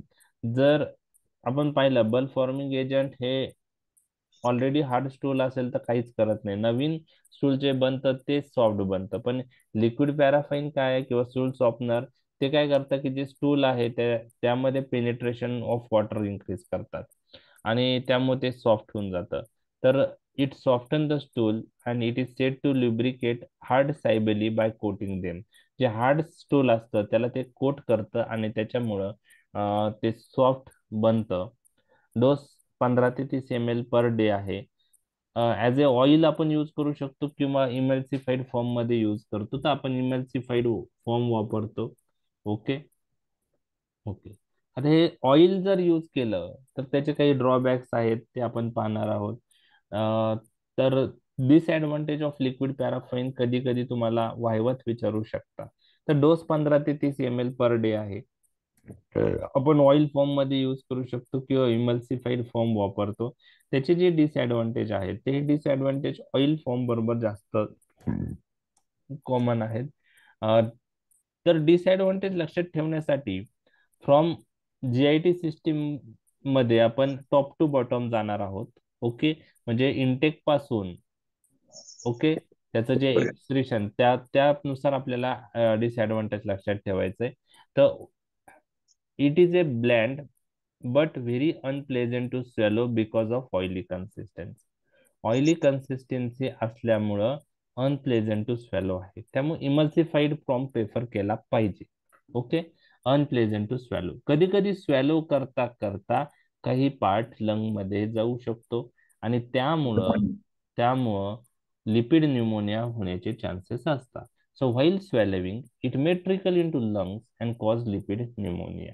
तिसरं जे आहे, जेव्हा तो आपण घेतो ड्रग तर काही अमाऊंट इंटेस्टाइनल म्युकोजा मध्ये ऍब्सॉर्ब होऊ शकते, लिम्फ नोड पर्यंत जाऊ शकते आणि त्यामुळं फॉरेन बॉडी ग्रॅन्युलोमाचे चान्सेस असतात. फार रेअर आहे फॉरेन बॉडी ग्रॅन्युलोमा.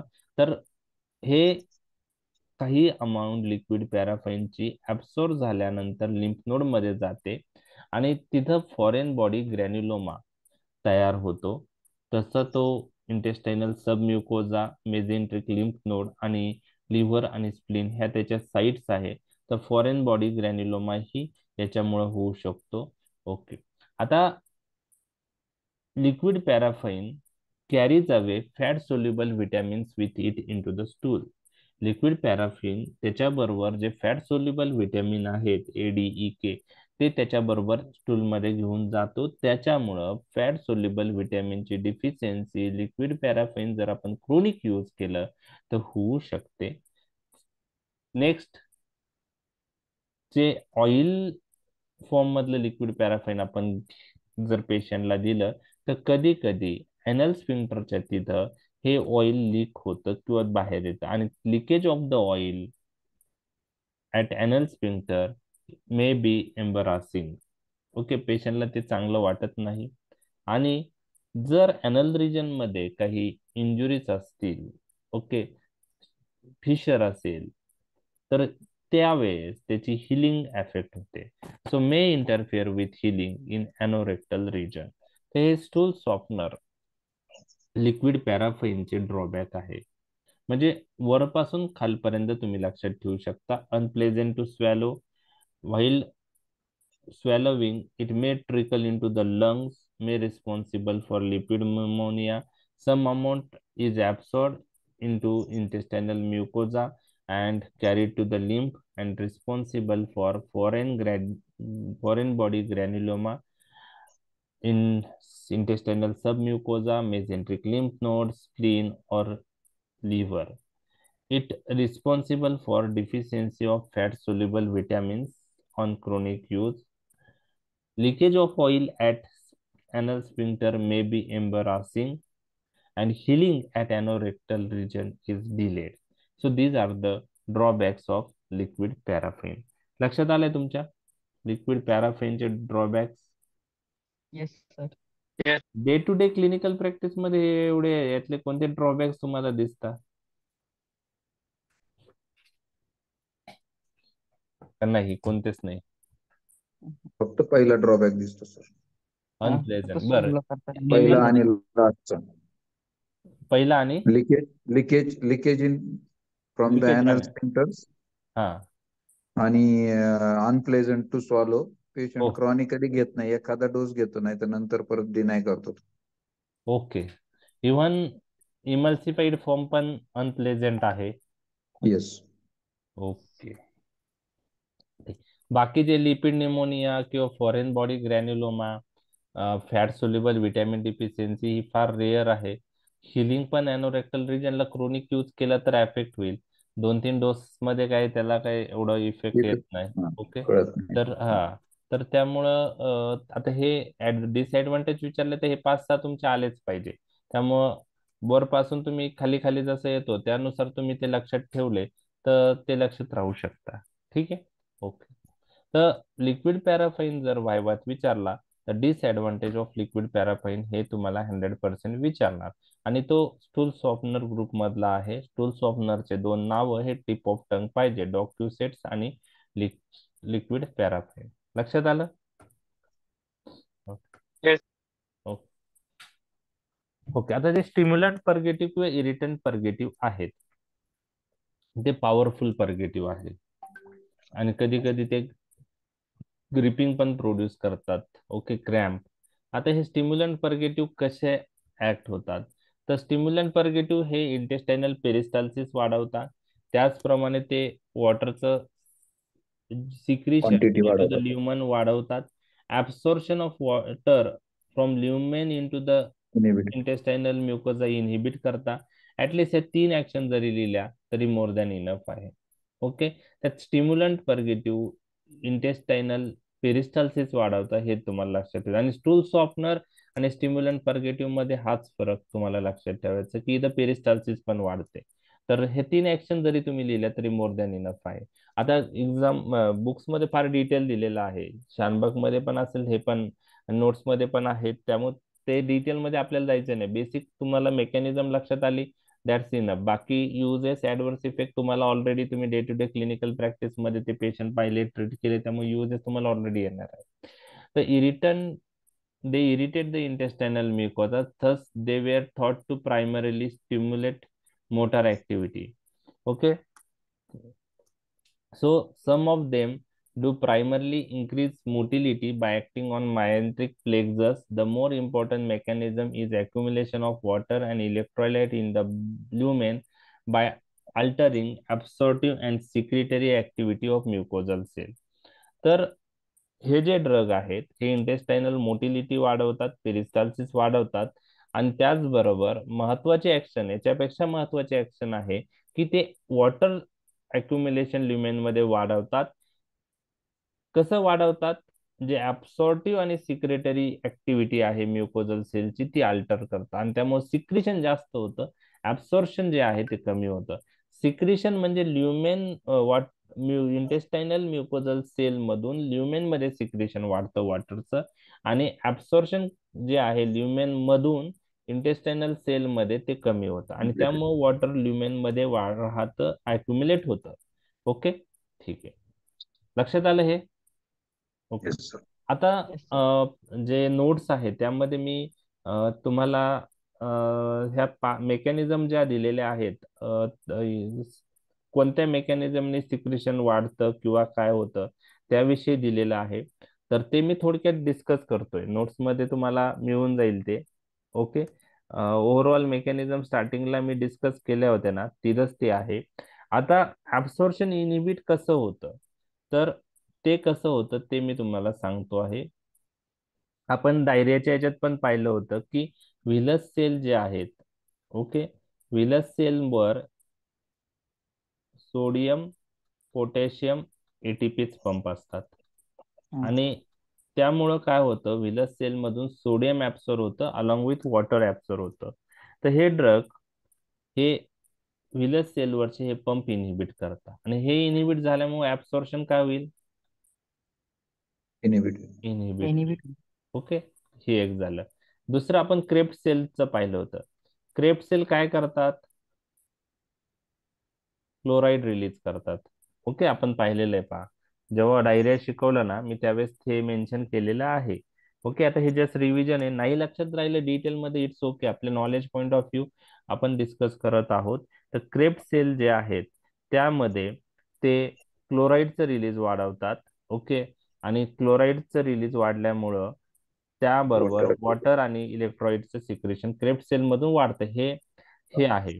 तर हे ड्रग क्रेप्ट सेल मधली जी क्लोराईडचं रिलीज आहे ते वाढवतात, आणि त्यामुळं क्रेप्ट सेल मधून क्लोराईड रिलीज होतं, आणि त्याच्याबरोबर काय रिलीज होतं ल्युमेन मध्ये? वॉटर. And electrolytes. ओके, तर वॉटर हे ल्युमेन मध्ये येतं, बरोबर आहे. म्हणजे ऍब्सॉर्प्शन कसं इनहिबिट होतं? व्हिलस सेल मधले कोणते पंप इनहिबिट झाल्यावर? Sodium, A plus, potassium, K and plus. आणि सिक्रेशन कसं वाढतं? Due to electrolytes. increase of chloride release. Okay, okay. त्याचप्रमाणे हे ड्रग प्रोस्टाग्लॅन्डिन सिंथेसिसही वाढवतात आणि प्रोस्टाग्लॅन्डिन सिंथेसिस वाढल्यामुळं क्रेफ्ट सेल मधलं water secretion, crypt cell through chloride release वाढतं आणि त्याच्यामुळे वॉटर सिक्रेशन पण वाढतं. ओके, लक्षात आलं? Okay okay. त्याचप्रमाणे इरिटंट प्रॉपर्टीमुळे जे स्ट्रक्चरल म्युकोजल सेल आहे स्ट्रक्चर त्याचं ते डॅमेज होऊन ऍब्सॉर्प्शन इनिबिट होऊ शकतं. तर ओव्हरऑल हे मी ल्युमेनवर हे ड्रग ऍक्ट कसे होता हे तुमच्याशी डिस्कस केलं. आता हे सगळ्या गोष्टी लक्षात नाही राहिल्या तरी दोन लक्षात राहिल्या पाहिजे, म्हणजे स्टिम्युलंट पर्गेटिव्ह पेरिस्टाल्सिस वाढवता, त्याचबरोबर absorption from the lumen into intestine inhibit करता आणि secretion from mucosal cell to lumen हे वाढवतात आणि त्यामुळं ओव्हरऑल इथं वॉटर कंटेंट वाढतं आणि जे स्टूल आहे ते सॉफ्ट होऊन इझिली त्याचं डिफिकेशन होतं. ओके, आता स्टिम्युलंट पर्गेटिव्ह जर जास्त डोस मध्ये दिले तर काय होऊ शकतं? तर स्टिम्युलंट पर्गेटिव्ह लास्ट डोसला दिलं तर लॅक्झेटिव्ह इफेक्ट येईल का पर्गेटिव्ह? पर्गेटिव्ह. पर्गेटिव्ह. आणि त्यामुळे फ्लुइड लॉस जास्त झालं तर काय होणार आहे? Electrolyte dehydration, electrolyte dehydration. Imbalance. आणि डिहायड्रेशन इलेक्ट्रोलाइट इम्बॅलन्स झाला तर मग पेशंट जे आहे त्याला जे इलेक्ट्रोलाइट इम्बॅलन्स करेक्ट करणं परत डिफिकल्ट होऊन जातं. ओके, तर ते पॉइंट तुम्हाला लक्षात ठेवायचं आहे. Okay, hypokalaemia can occur on regular intake, colonic atony on long term use, long term जास्त यूज केलं तर कोलोनिक अटोनी होतं. Okay okay. Contraindication pregnancy, intestinal obstruction. Okay, आता इंडिव्हिज्युअल ड्रग्स नाही लक्षात ठेवले तरी चालेल. इंडिव्हिज्युअल ड्रग्स मध्ये कोणीही तुम्हाला डिटेल मध्ये विचारणार नाही, फक्त नॉलेज पॉईंट ऑफ व्ह्यू आता आपण पाहतो आहोत. फिनॉफ्थॅलिन, बिसाकोडिल. आता फिनॉफ्थॅलिन आता यूज होत नाही. ओके, फिनॉफ्थॅलिन आता यूज होत नाही, त्यामुळे त्याच्याविषयी डिटेल आपल्याला काही माहित नसली तरी चालेल. हिला फिनॉफ्थॅलिनला कार्सिनोजेनिक पोटेन्शियल असल्यामुळं तो आता यूज होत नाही. बिसाकोडिल विषयी तुम्ही सांगू शकता, दोन फॉर्म मध्ये अवेलेबल आहे, बरोबर आहे. एक येस. ओरल आणि दुसरा सपोजिटरी. ओरल द्यायचा असेल तर ऍट बेड टाइम द्यायचा, कारण याच्या ऍक्शनला 6 ते 8 तास लागतात. बाय सपोजिटरी डोस द्यायचा असेल इनेमानी तर सकाळी द्यायचा, कारण याची ऍक्शन किती तासात होते सपोजिटरी रूटनी? 1 2 ते to 3 3 hours. तासात, 2 to 1 to 3 3 hours. Okay okay, ठीक आहे. अँथ्राक्विनॉन मध्ये सेना आणि कॅस्कर आहे, ते ब्रँड प्रॉडक्ट आहेत, ते पण आपण यूज करू शकतो. कॅस्टर ऑइल जो आहे त्याची ऍक्शन किती तासात होते? 1 to 4 3 to hours 6. मध्ये. 1 to 3 hours. Okay, 1 to 3 hours. Castor oil जे आहे, आता हे जे बाकीचे ड्रग आहे ना हे लार्ज इंटेस्टाइन मध्ये ऍक्ट होतात, पण कॅस्टर ऑइल जो आहे तो स्मॉल इंटेस्टाइन मध्येच ऍक्ट होतो. ओके, कुठे ऍक्ट होतो? स्मॉल इंटेस्टाइन मध्ये. ओके,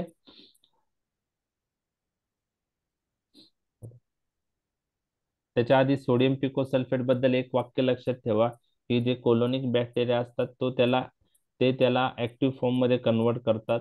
सोडियम पिकोसल्फेट दिल्यानंतर लार्ज इंटेस्टाइन मध्ये येतं, तिथं ते हायड्रोलाइज होतं ऍक्टिव्ह फॉर्म मध्ये with the help of colonic bacteria.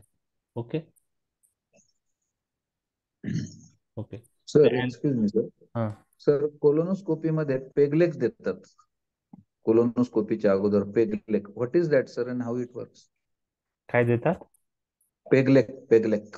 नाही, कंटेन आता पाहावं लागेल त्याचं, मला कंटेन ब्रँड नेम नाही लक्षात पेग पेगलेक. मग ते बहुतेक मला असं It वाटतं is given as good as bowel first. Osmotic purgative असेल पेगलॅक मध्ये, असं मला वाटतं. So many frequent water stools. Action starts within an hour. Okay, Peglec. आणि कोलोनोस्कोपी करण्यापूर्वी ते देतात संपूर्ण बॉवेल वॉश करण्यासाठी. बॉवेल वॉश साठी ऍक्शन किती तासात येते? 1 to 3 hours. 1 तर hour ऍक्शन चालू होते. Osmotic laxative. Osmotic laxative Osmotic laxative. असणार आहे ते. Sir polyethylene glycol, lactulose and polyethylene glycol. Potassium chloride, sodium chloride आहे. इथाइलिनिक ग्लायकॉल लॅक्टुलोज आहे. And polyethylene glycol. हा, पेगलॅक मध्ये पॉलिइथिलिनिक ग्लायकॉल आहे, सोडियम क्लोराईड आहे, पोटॅशियम क्लोराईड आहे आणि सोडियम बायकार्बोन आहे, अनहायड्रस सोडियम सल्फेट. मी सोडियम सल्फेट आपल्या क्लासिफिकेशन मध्ये आलता पहा. तर हे ऑस्मोटिक ऍक्शन आहे त्याची, ऑस्मोटिक पर्गेटिव्हचाच एक पार्ट आहे पॉलिइथिलिक ग्लायकॉल. ज्या सबस्टन्सला ऑस्मोटिक प्रॉपर्टी असतात असे सबस्टन्स आपण देऊ शकतो. तर आता क्लासिफिकेशन मध्ये त्रिपाठीमध्ये ते दिले नाहीये. ओके, तर कोलोनोस्कोपीच्या आधी किंवा बेरियम स्टडीच्या आधी हे ऑस्मोटिक लॅक्झेटिव्ह आपण यूज करतो. त्याचा यूज आपला पुढे येणारच आहे. ऑस्मोटिक पर्गेटिव्ह आपण जनरली कोलोनोस्कोपी किंवा आपल्याला ॲब्डोमिनल सर्जरी करायची असेल त्यावेळेस बॉवेल वॉश करायचा असेल त्यावेळेस आपण ऑस्मोटिक पर्गेटिव्ह यूज करतो. रुटीनली फंक्शनल कॉन्स्टिपेशन साठी आपण हे ड्रग्स यूज करत नाही. ओके, आता याच्यामध्ये कसं आहे की याच्यात 1 ते 3 तासात ऍक्शन येते आणि 1 ते 3 तासात ऍक्शन आल्यानंतर आपण ती प्रोसिजर म्हणजे डॉक्टरशी लगेच करू शकता. तर preparation of bowel before any काय म्हणता येईल की डायग्नोस्टिक प्रोसिजर किंवा preparation of bowel before surgery, त्यासाठी हे ऑस्मोटिक डायरेटिक्स ऑस्मोटिक पर्गेटिव्ह आपण वापरतात. तर पेगलॅक त्याचाच एक पार्ट असेल आहे. ओके, आता हे poly Sometimes, sir, before labor also enema is given, purgatives are given. देताना देतातच. जे आपण प्रायव्हेट Yes. प्रॅक्टिस मध्ये ना तर बिफोर हे आहे Labor. तर देतातच. त्यामध्ये पण तेच आहे. जे हे जे आहे काय म्हणतात बॉवेल वॉश, आता त्यामध्ये जे त्याचं एक्झॅक्ट रिझन काय आहे ओके त्याविषयी डिटेल मलाही माहित नाही. May be Some people say that increases the labor pains or it hastens the labor.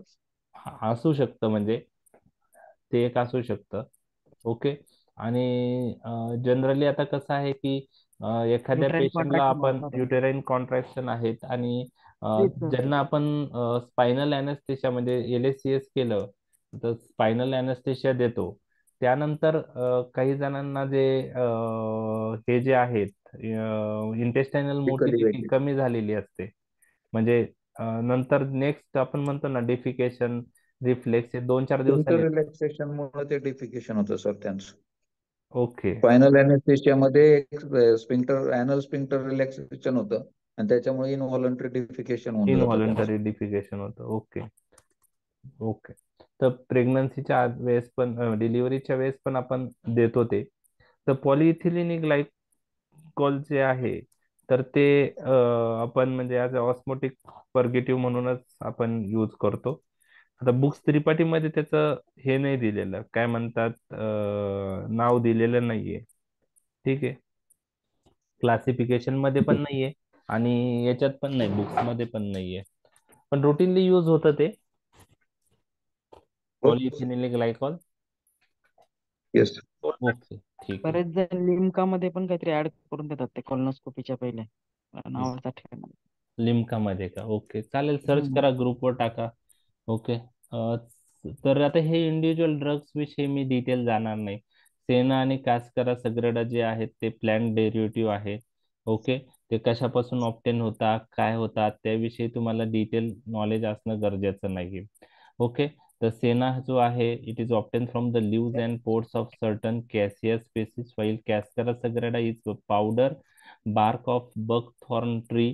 Sena is most popularly use. आपल्या इकडे आहे का यूज याचा सेना किंवा कॅस्करा सग्रेडा? सेना यूज करतो सर. सेना सॉफ्ट म्हणून टॅबलेट येते पेडियाट्रिक मध्ये यूज करतो सर आपण. Senna senna soft. Soft cask senna is most popularly use असं मेन्शन केलं इथं. ओके, तर पीडियाट्रिक. ओके, तर purgative contain anthraquinone glycosides also called as emodin. जे anthraquinone ग्लायकोसाइड्स आहे ओके त्यामध्ये इमोडिन नावाचा सबस्टन्स आहे तो पर्गेटिव्ह ऍक्शन करतो. ओके, तो ओव्हरऑल मेकॅनिझम जी ऍक्शन आहे ती तुम्हाला मी डिस्कस केलेली आहे आणि तीच इथं हे आहे, त्यामुळे त्यामध्ये डिटेल जायचं नाही. ओके, 6 to 8 आवर लागतात, त्यामुळे बेड टाइमला द्यायचं. Single soft but form evacuation generally occurs in the morning.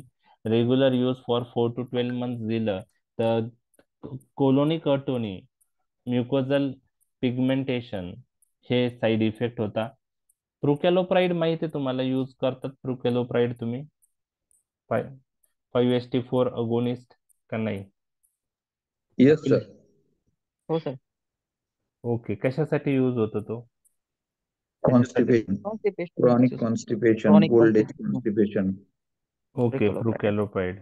Okay, 1 milligram or result 2 येते. milligram tablets. टॅबलेट येते सर त्याची. 1 milligram or 2. milligram. Prucalopride 1 milligram 2. Okay okay. चांगला 5-HT4 रिझल्ट येतो. चांगला रिझल्ट हो. आहे. सो 5-HT4 अगोनिस्ट हे प्रोकायनेटिक आहेत. तुम्ही लिवोसल्फिराइड ऐकलं असेल नाव. लिवोसल्फिराइड पर हे जे आहेत काय म्हणतायत की गॅस्ट्रोएंट्रोलॉजिस्ट ते पण लिवोसल्फिराइड यूज करतात. जनरली डिस्पेप्सिया, GIT डिस्टर्बन्स असेल त्यामध्ये ते यूज करतात. ओके, तर प्रुकॅलोप्राइड हे 5-HT4 अगोनिस्ट आहेत. हे पण आपण याच्यामध्ये यूज करतो. ओके, तर क्रोनिक कॉन्स्टिपेशन मध्ये आहे, 5-HT4 अगोनिस्ट आहे. increase propulsive activity of small intestine and colon.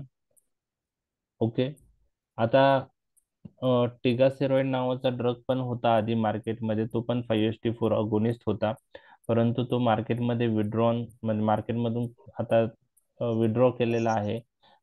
कारण काही त्याचे साईड इफेक्ट दिसून आले.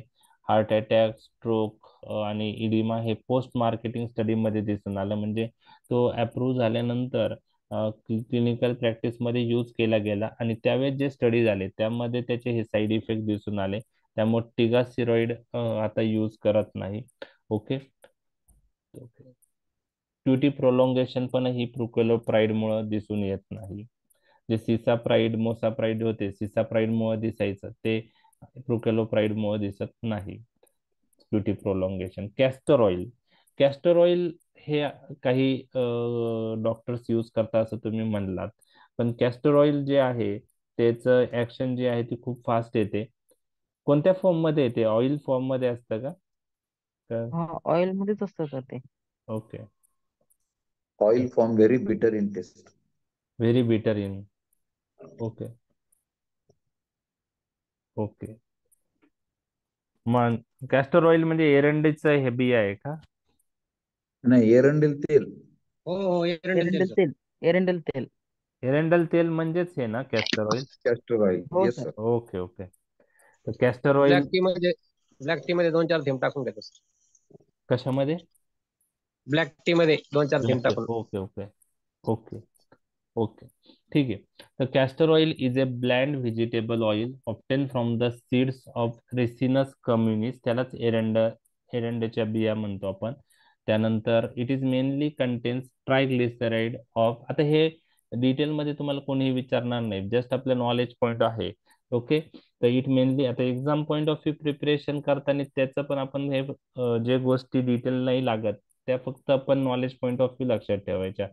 बरोबर आहे, कारण हे सगळ्या गोष्टी लक्षात ठेवायला डिफिकल्ट जातात. मग एवढा टॉपिक आपल्या लक्षात कसा राहील असं पण होतं. तर castor oil mainly contains triglyceride of ricinoleic acid which is a polar long chain fatty acid. आता कॅस्टर ऑइल दिल्यानंतर इन द इलियम म्हणजे small intestine it is hydrolyse with the help of lipase enzyme. Okay, कारण it is a triglyceride of ricinoleic acid. Okay, म्हणजे हे long chain fatty acid आहे आणि लायपेज दिल्यामुळं त्याचं ब्रेकडाऊन होतं, हायड्रोलाइज होतं कॅस्टर ऑइल आणि it is hydrolyse into रिसिनोलेइक acid आणि ग्लिसरॉला. It is hydrolyzed into ricinoleic acid and glycerol. Ricinoleic acid being polar is poorly absorbed आणि त्यामुळे ते ऍक्ट होतं. ओके, आणि ऍक्शन तुम्हाला मी सांगितलेली आहे त्याच ते ऍक्शन तिथं तुम्हाला मेन्शन करायचं आहे. फक्त बाकी ड्रग लार्ज इंटेस्टाईन मध्ये ऍक्ट होतात, हे स्मॉल इंटेस्टाईन मध्ये होतं. याच्यामुळे याची ऍक्शन 1 ते 3 तासात येऊन जाते. 3 तासामध्ये याची ऍक्शन येऊन जाते. त्यामुळे आपण मॉर्निंगला तो यूज केला पाहिजे आणि जास्त क्लिनिकल प्रॅक्टिस मध्ये तो यूज होत नाही. ओके. ऑस्मोटिक पर्गेटिव्ह जे आहेत ते त्यांच्या ऑस्मोटिक प्रॉपर्टीमुळे ऍक्ट होतात. ओके. ओके. आणि ऑस्मोटिकली ते वॉटर होल्ड करतात आणि त्यामुळं स्टूल सॉफ्ट होतं. परंतु ऑस्मोटिक पर्गेटिव्हचा ड्रॉबॅक असा आहे की फ्लुइड लॉस जास्त असतं आणि त्यामुळे इलेक्ट्रोलाइट इम्बॅलन्स तो दिसून येतो. जनरली फंक्शनल कॉन्स्टिपेशनच्या पेशंटमध्ये आपण हे जे फास्ट ऍक्टिंग ऑस्मोटिक पर्गेटिव्ह जे आहेत ते यूज करत नाही, मॅग्नेशियम सॉल्ट किंवा सोडियम सॉल्ट. तर काही प्री ऑपरेटिव्ह केसेसमध्ये किंवा काही डायग्नोस्टिक प्रोसिजरच्या आधी प्रिपरेशन ऑफ बॉवेल लागतं, त्यावेळेस आपण हे मेनली ऑस्मोटिक पर्गेटिव्ह यूज करतो. तर MCQ point of view, use point of view, कोणत्या कंडिशन मध्ये कोणता पर्गेटिव्ह यूज करतो ते तुम्ही मेन्शन केलं तर तुमचे मार्क्स वाढू शकतात. तर मॅग्नेशियम पर्गेटिव्ह आपण यूज करतो, मॅग्नेशियम सॉल्ट्स यूज करतो, सोडियम सॉल्ट्स यूज करतो. ओके.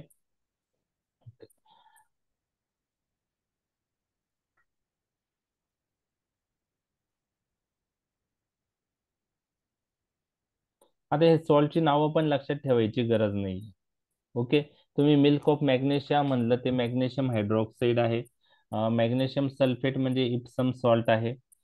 सोडियम सल्फेट म्हणजे ग्लाउबर सॉल्ट आहे आणि सोडियम पोटॅशियम टार्ट्रेट म्हणजे रोशेली सॉल्ट आहे. परंतु नावं नाही लक्षात राहिले तरी चालेल. ओके. फक्त त्याची मेकॅनिझम लक्षात ठेवा आणि ते किती तासात ऍक्ट होतात ते लक्षात ठेवा. तर onset of action 1 to 3 hours आहे ऑस्मोटिक पर्गेटिव्हचा. एक्सेप्ट काय होतं? लॅक्टुलोज. लॅक्टुलोज. ओके, ठीक आहे. ओके.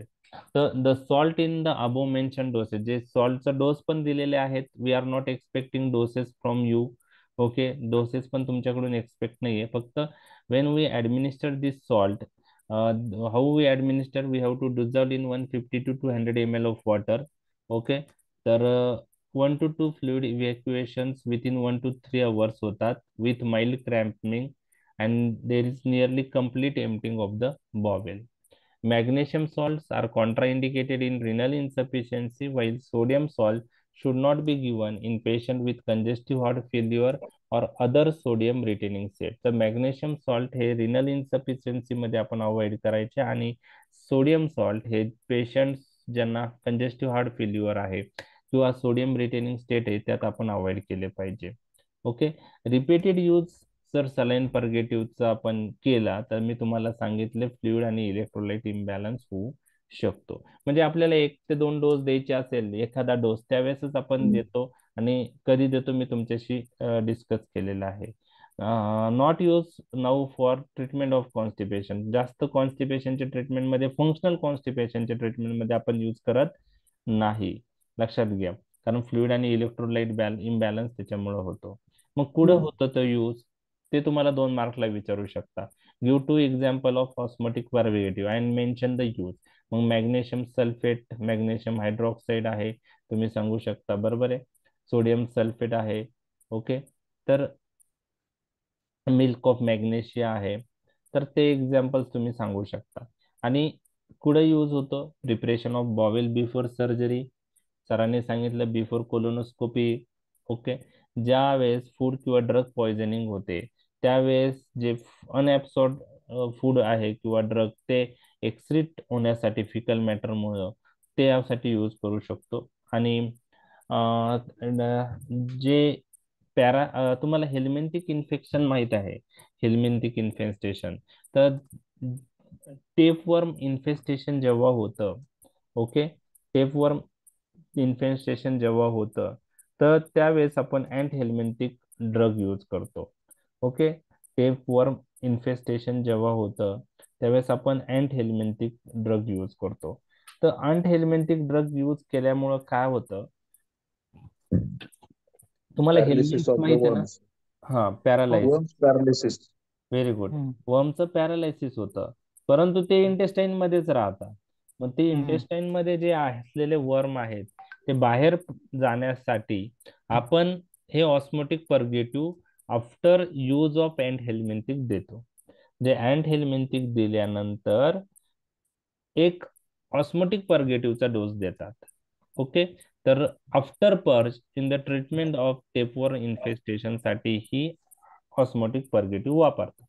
तर एमसीक्यू पॉइंट ऑफ व्ह्यू तुम्हाला लक्षात ठेवायचे, डायटरी फायबर किंवा bulb forming agent, tool softener हे फंक्शनल कॉन्स्टिपेशन मध्ये, बेड रिडन पेशंट मध्ये जर कॉन्स्टिपेशनचे चान्सेस आहेत ते प्रिव्हेंट करण्यासाठी, बरोबर आहे, ज्या पेशंट मध्ये straining at stool during defecation avoid करायचं असेल त्यावेळेस आपण जनरली यूज करतो.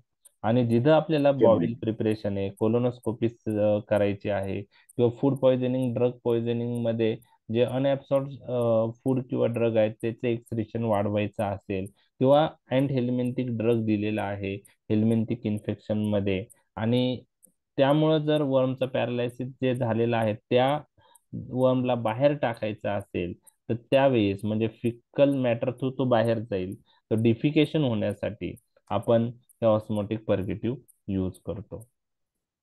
ओके, लक्षात आलं.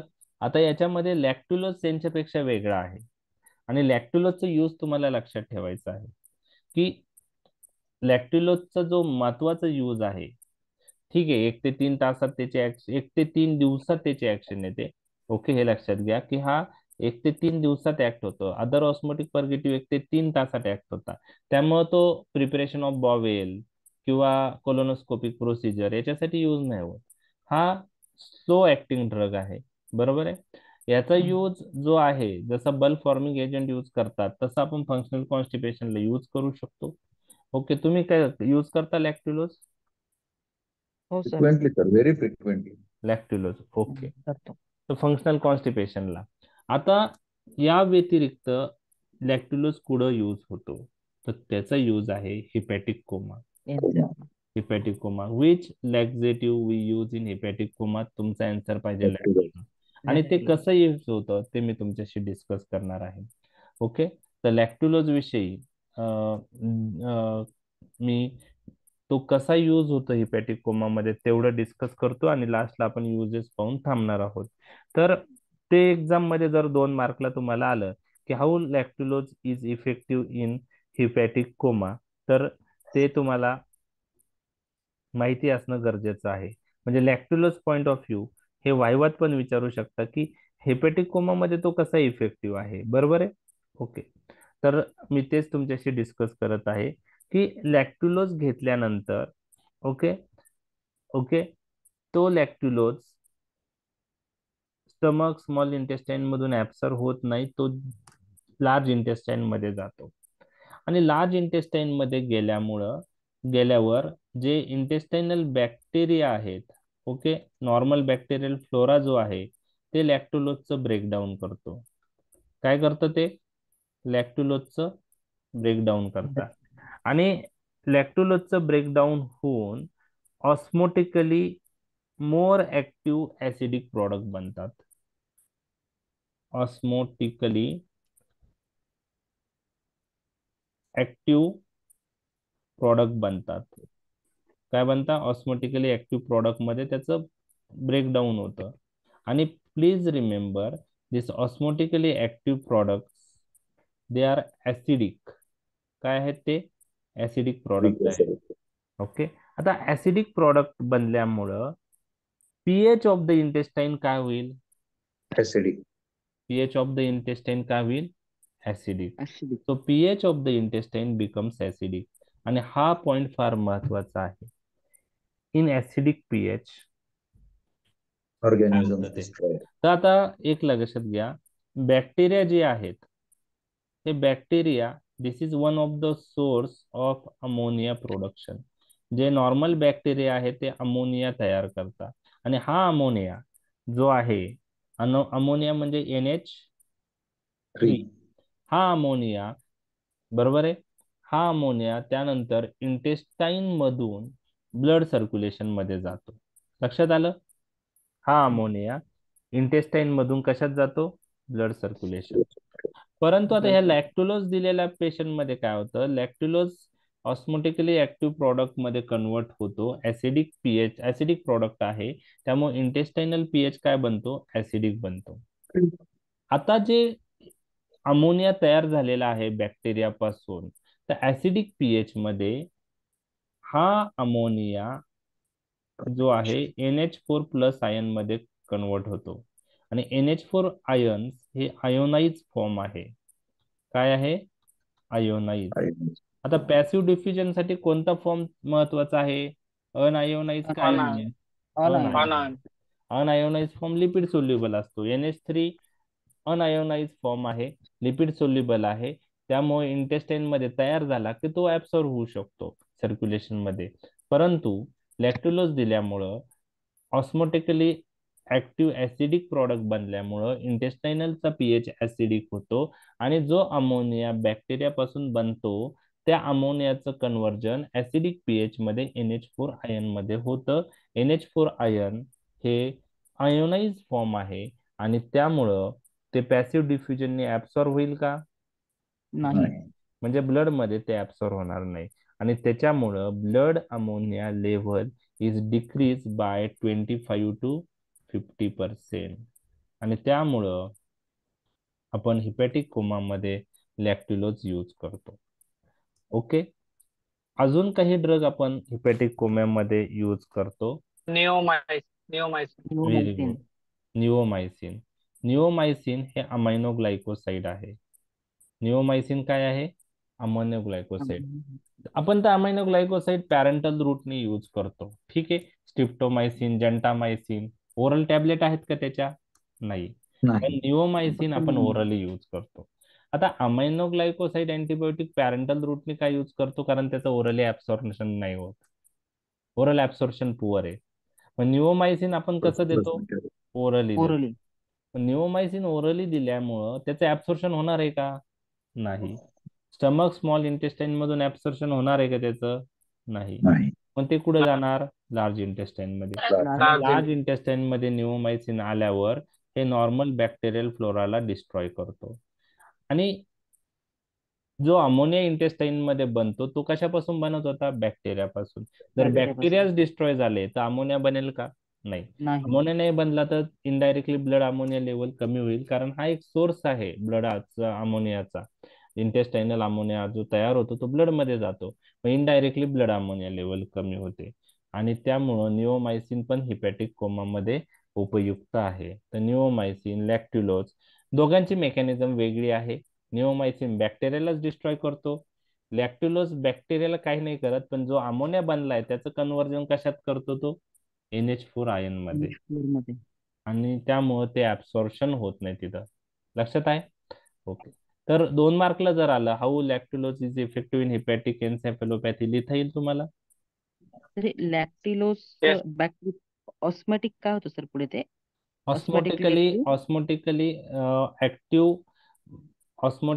ऍक्टिव्ह ऍसिडिक प्रॉडक्ट मध्ये कन्वर्ट होतो तो. बॅक्टेरिया लॅक्टोलिसचं ब्रेकडाऊन करता आणि त्यापासून जो प्रॉडक्ट बनतो तो ऑस्मोटिकली ऍक्टिव्ह आहे, त्याला ऑस्मोटिक प्रॉपर्टी आहे. आणि जो प्रॉडक्ट बनतो तो कोणता, कसा असतो? ऍसिडिक असतो. आणि ऍसिडिक प्रॉडक्ट मुळे इंटेस्टाइनचा पीएच काय होतो? ऍसिडिक. आणि त्याच्यामुळे NH3चं कन्व्हर्जन NH4+ आयन मध्ये होतं आणि त्यामुळं तो NH4 आयन तिथून ऍब्सॉर्ब नाही होत सर्क्युलेशन मध्ये आणि त्यामुळं ब्लड अमोनिया लेवल 25 ते 50% कमी होते. तर त्या नोट्स आहे ना, नोट्स मध्ये मी डिटेल दिलेला आहे. नोट्स जी PDF आहे ना ती तुम्ही पहा. ऍसिडिक मीडियम मध्ये बॅक्टेरियल डिस्ट्रक्शन पण होतं ना सर? बॅक्टेरिया पण डिस्ट्रॉय होतात ना होऊ शकतं ऍसिडिक मीडियम ऍसिड्स मध्ये? होऊ शकतं, कारण आता ते बॅक्टेरियाला सर्वाईव्ह, आता जसं तुम्हाला स्टमक मध्ये सांगितलं बॅक्टेरिया डिस्ट्रॉय होता, पण आपला जो H. पायलोरी ऑर्गॅनिझम आहे तो सर्वाईव्ह होतो. ठीक आहे.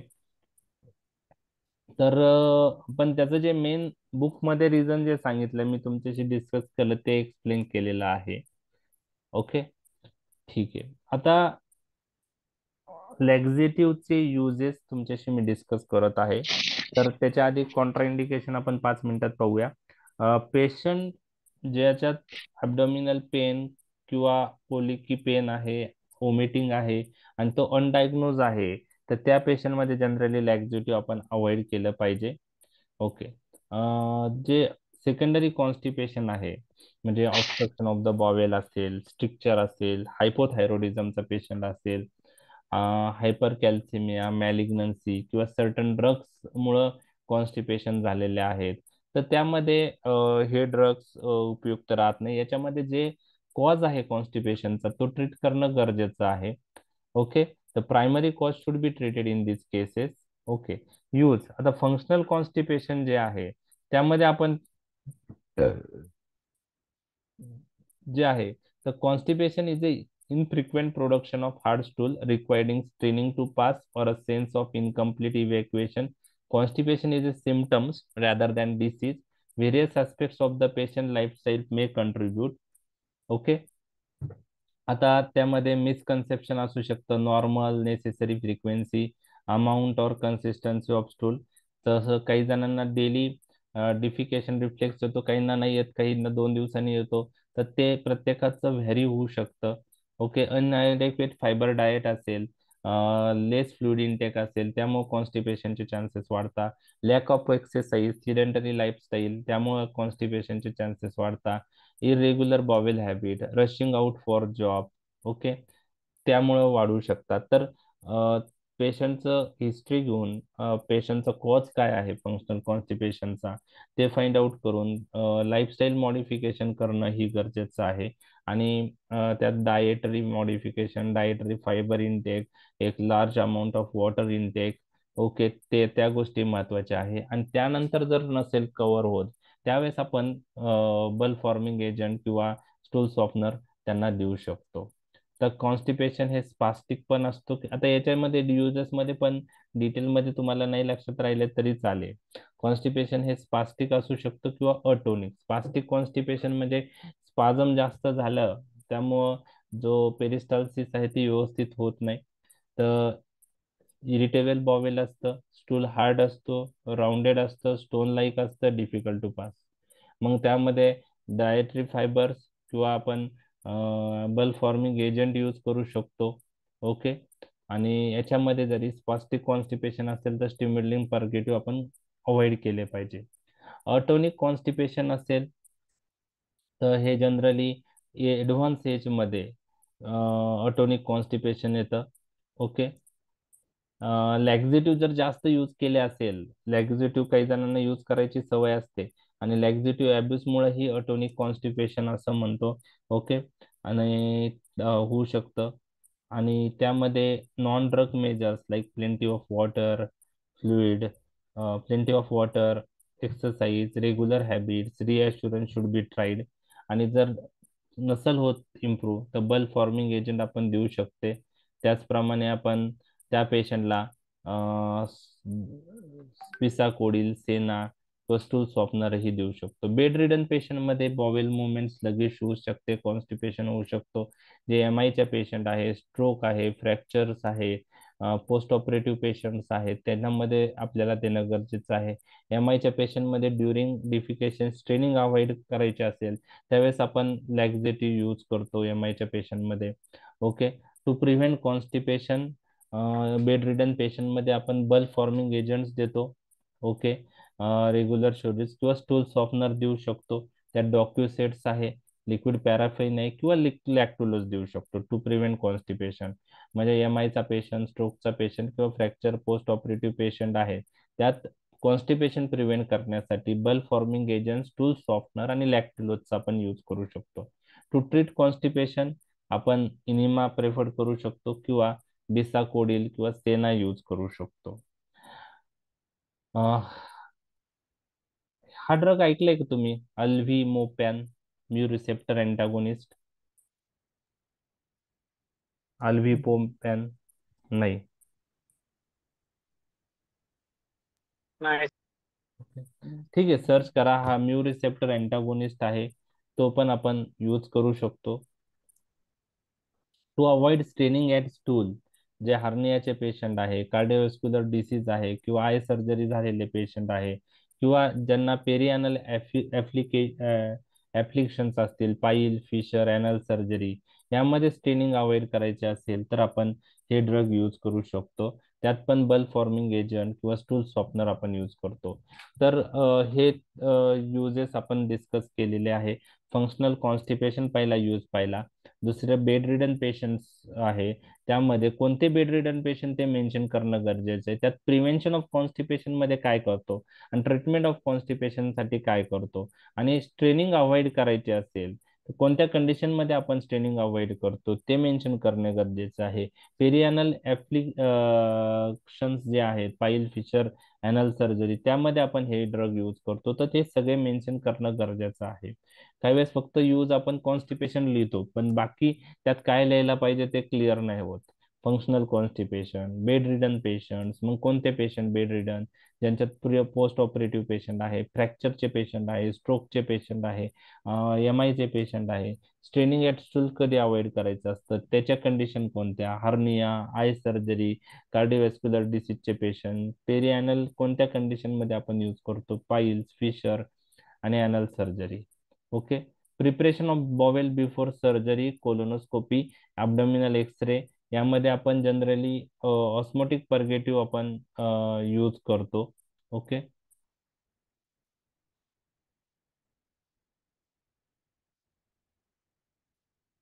त्यानंतर after certain anthelmintic, mainly tapeworm infestation, आपण अँटी हेल्मेंथिक ड्रग पाहू तेव्हा टेपवर्म काय आहे, त्यांनी काय होतं त्या गोष्टी डिटेल पण पाहणार आहोत. यामध्ये आपण सलाईन पर्गेटिव्ह किंवा सेनाबी यूज करू शकतो. ओके. किंवा ऑस्मोटिक पर्गेटिव्ह यूज करू शकतो. फूड किंवा ड्रग पॉइझनिंग, यामध्ये सलाईन पर्गेटिव्ह आपण यूज करायला पाहिजे, कारण फास्ट ऑनसेट आहे. एक लक्षात घ्या, ऑस्मोटिक पर्गेटिव्हलाच सलाईन पर्गेटिव्ह असं म्हणतात. म्हणजे कधी कधी तुम्ही कन्फ्यूज होऊ शकता, तर ऑस्मोटिक पर्गेटिव्हलाच आपण काय म्हणतो, सलाईन पर्गेटिव्ह. तर हा पॉइंट माझा सांगायचा राहिला होता. ऑस्मोटिक पर्गेटिव्हला दुसरं नाव काय आहे, सलाईन पर्गेटिव्ह. तर कोणकोणते युजर्स होते, रिपीट करा, 6. त्यानंतर आपण थांबूया. फूड अँड ड्रग पॉइझनिंग होतं. ओके. बेड रिडन पेशंट्स मध्ये पहिला फंक्शनल, पहिला सगळ्यात कॉमन जो आहे तो सांगा, फंक्शनल कॉन्स्टिपेशन. ओके. दुसरं काय आहे, बेड रिडन पेशंट. बेड मग ridden post patient, operative, stroke, fracture, MI, okay, M I झालेले, मायोकार्डियल इन्फॉर्क्शनचा पेशंट. तिसरं आहे स्ट्रेनिंग ॲट स्टूल अवॉइड करायचं असेल, कोणते पेशंट आहेत, हार्नियाचा पेशंट असेल, आय सर्जरी झाल्याचा पेशंट असेल, कार्डिओव्हॅस्क्युलर डिसीज असेल, त्या पेशंटमध्ये स्ट्रेनिंग अवॉइड करायचं असेल, हार्ट फेल्युअरचा पेशंट असेल, बरोबर आहे. त्यानंतर perianal conditions, piles, fissure, anal surgery असेल, त्यामध्ये आपण यूज करतो. त्यानंतर अजून काही युजेस आहे, preparation of bowel before surgery, before colonoscopy, before abdominal x-ray, ते झालं. 5वं use along with anthelmintic in tapeworm infestation, after purge म्हणतात त्याला, आफ्टर पर्ज. आणि लास्ट काय, फूड किंवा ड्रग पॉइझनिंग, जर एखाद्याने फूड किंवा ड्रग ओरली घेतलेला आहे, काही अमाऊंट ऍब्सॉर्ब झालेली आहे, अनऍब्सॉर्ब ड्रग लार्ज इंटेस्टाईन मध्ये जातात आणि ते रिमूव्ह करण्यासाठी आपण यूज करतो, परंतु एवढं त्याचा काही सिग्निफिकन्स नाही. क्लिनिकल प्रॅक्टिस मध्ये पाहिलंय तुम्ही कधी यूज? हो सर, मिल्क ऑफ मॅग्नेशिया देतात सर. मिल्क ऑफ मॅग्नेशिया कशासाठी?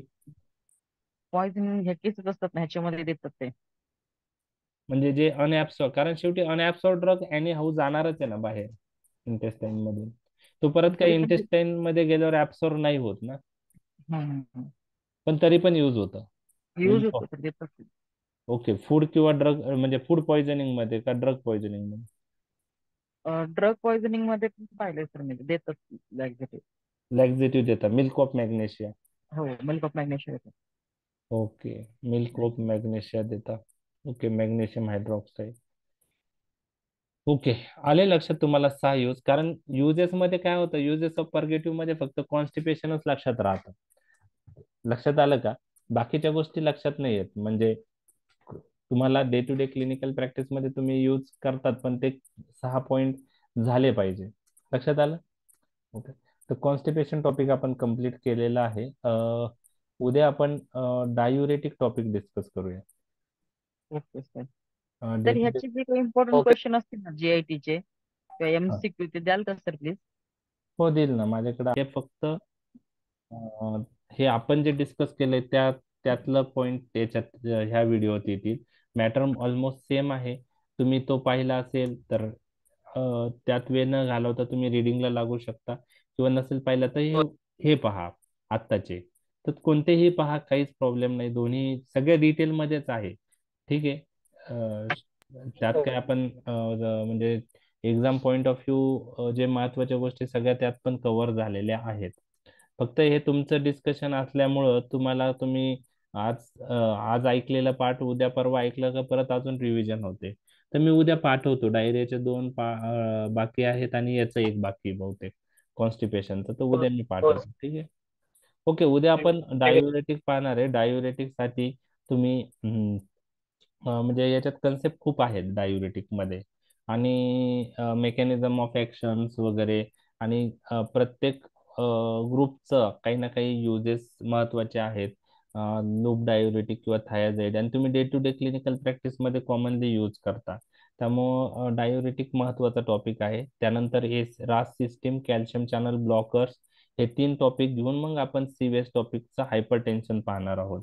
पण अँटी हायपरटेन्सिव्ह ड्रग समजायचे असतील तुम्हाला, डायुरेटिक, ड्रग ऍक्टिंग ऑन रास सिस्टीम आणि कॅल्शियम चॅनल ब्लॉकर, हे 3 टॉपिक चांगले झाले.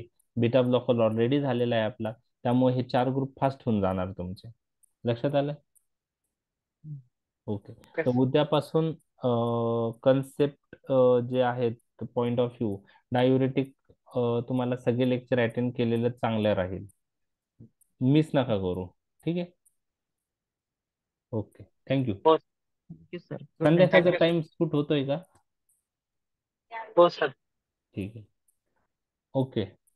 चालेल. आपण कसं आहे की सकाळी मला शक्य नाही सध्या, काही घरी आता कोणी नसल्यामुळं बच्चूचं सगळं. तर तुमच्या कन्व्हिनियन्स नुसार घ्या, काय प्रॉब्लेम नाही. हो ठीक आहे. आणि एखादा प्रॉब्लेम कोणाला असेल तर तुम्ही नंतर व्हिडिओ पहा. ठीक आहे. कारण त्याला आता अल्टरनेटिव्ह नाहीये. मी मॅक्झिमम सकाळी जेव्हा शक्य होतं तेव्हा घेतलंय. सर हाच वेळ जास्त सुटेबल आहे. नाही आहे, आता आपण 1.25 तास घेतलं, स्लो घेता येतं. तिथं तसं खूप तेवढं नाही होऊ शकत ना. ही वेळ जास्त कन्व्हिनियंट आहे सर. ठीक आहे. चालेल, आपण घेऊया. ऑलरेडी आधीचे जे पहिले दुसरे बॅच होते तर मी तेच घेतलेलं आहे, संध्याकाळी 9:30 ते किंवा 10 ते 11:30. तर हेच आपण घेऊया. आणि आपण थोडं कसं आहे की स्लो आणि एक्सटेंड करू शकतो. आपले टॉपिक कव्हर होईल आणि सिलेबस लवकर कव्हर होईल.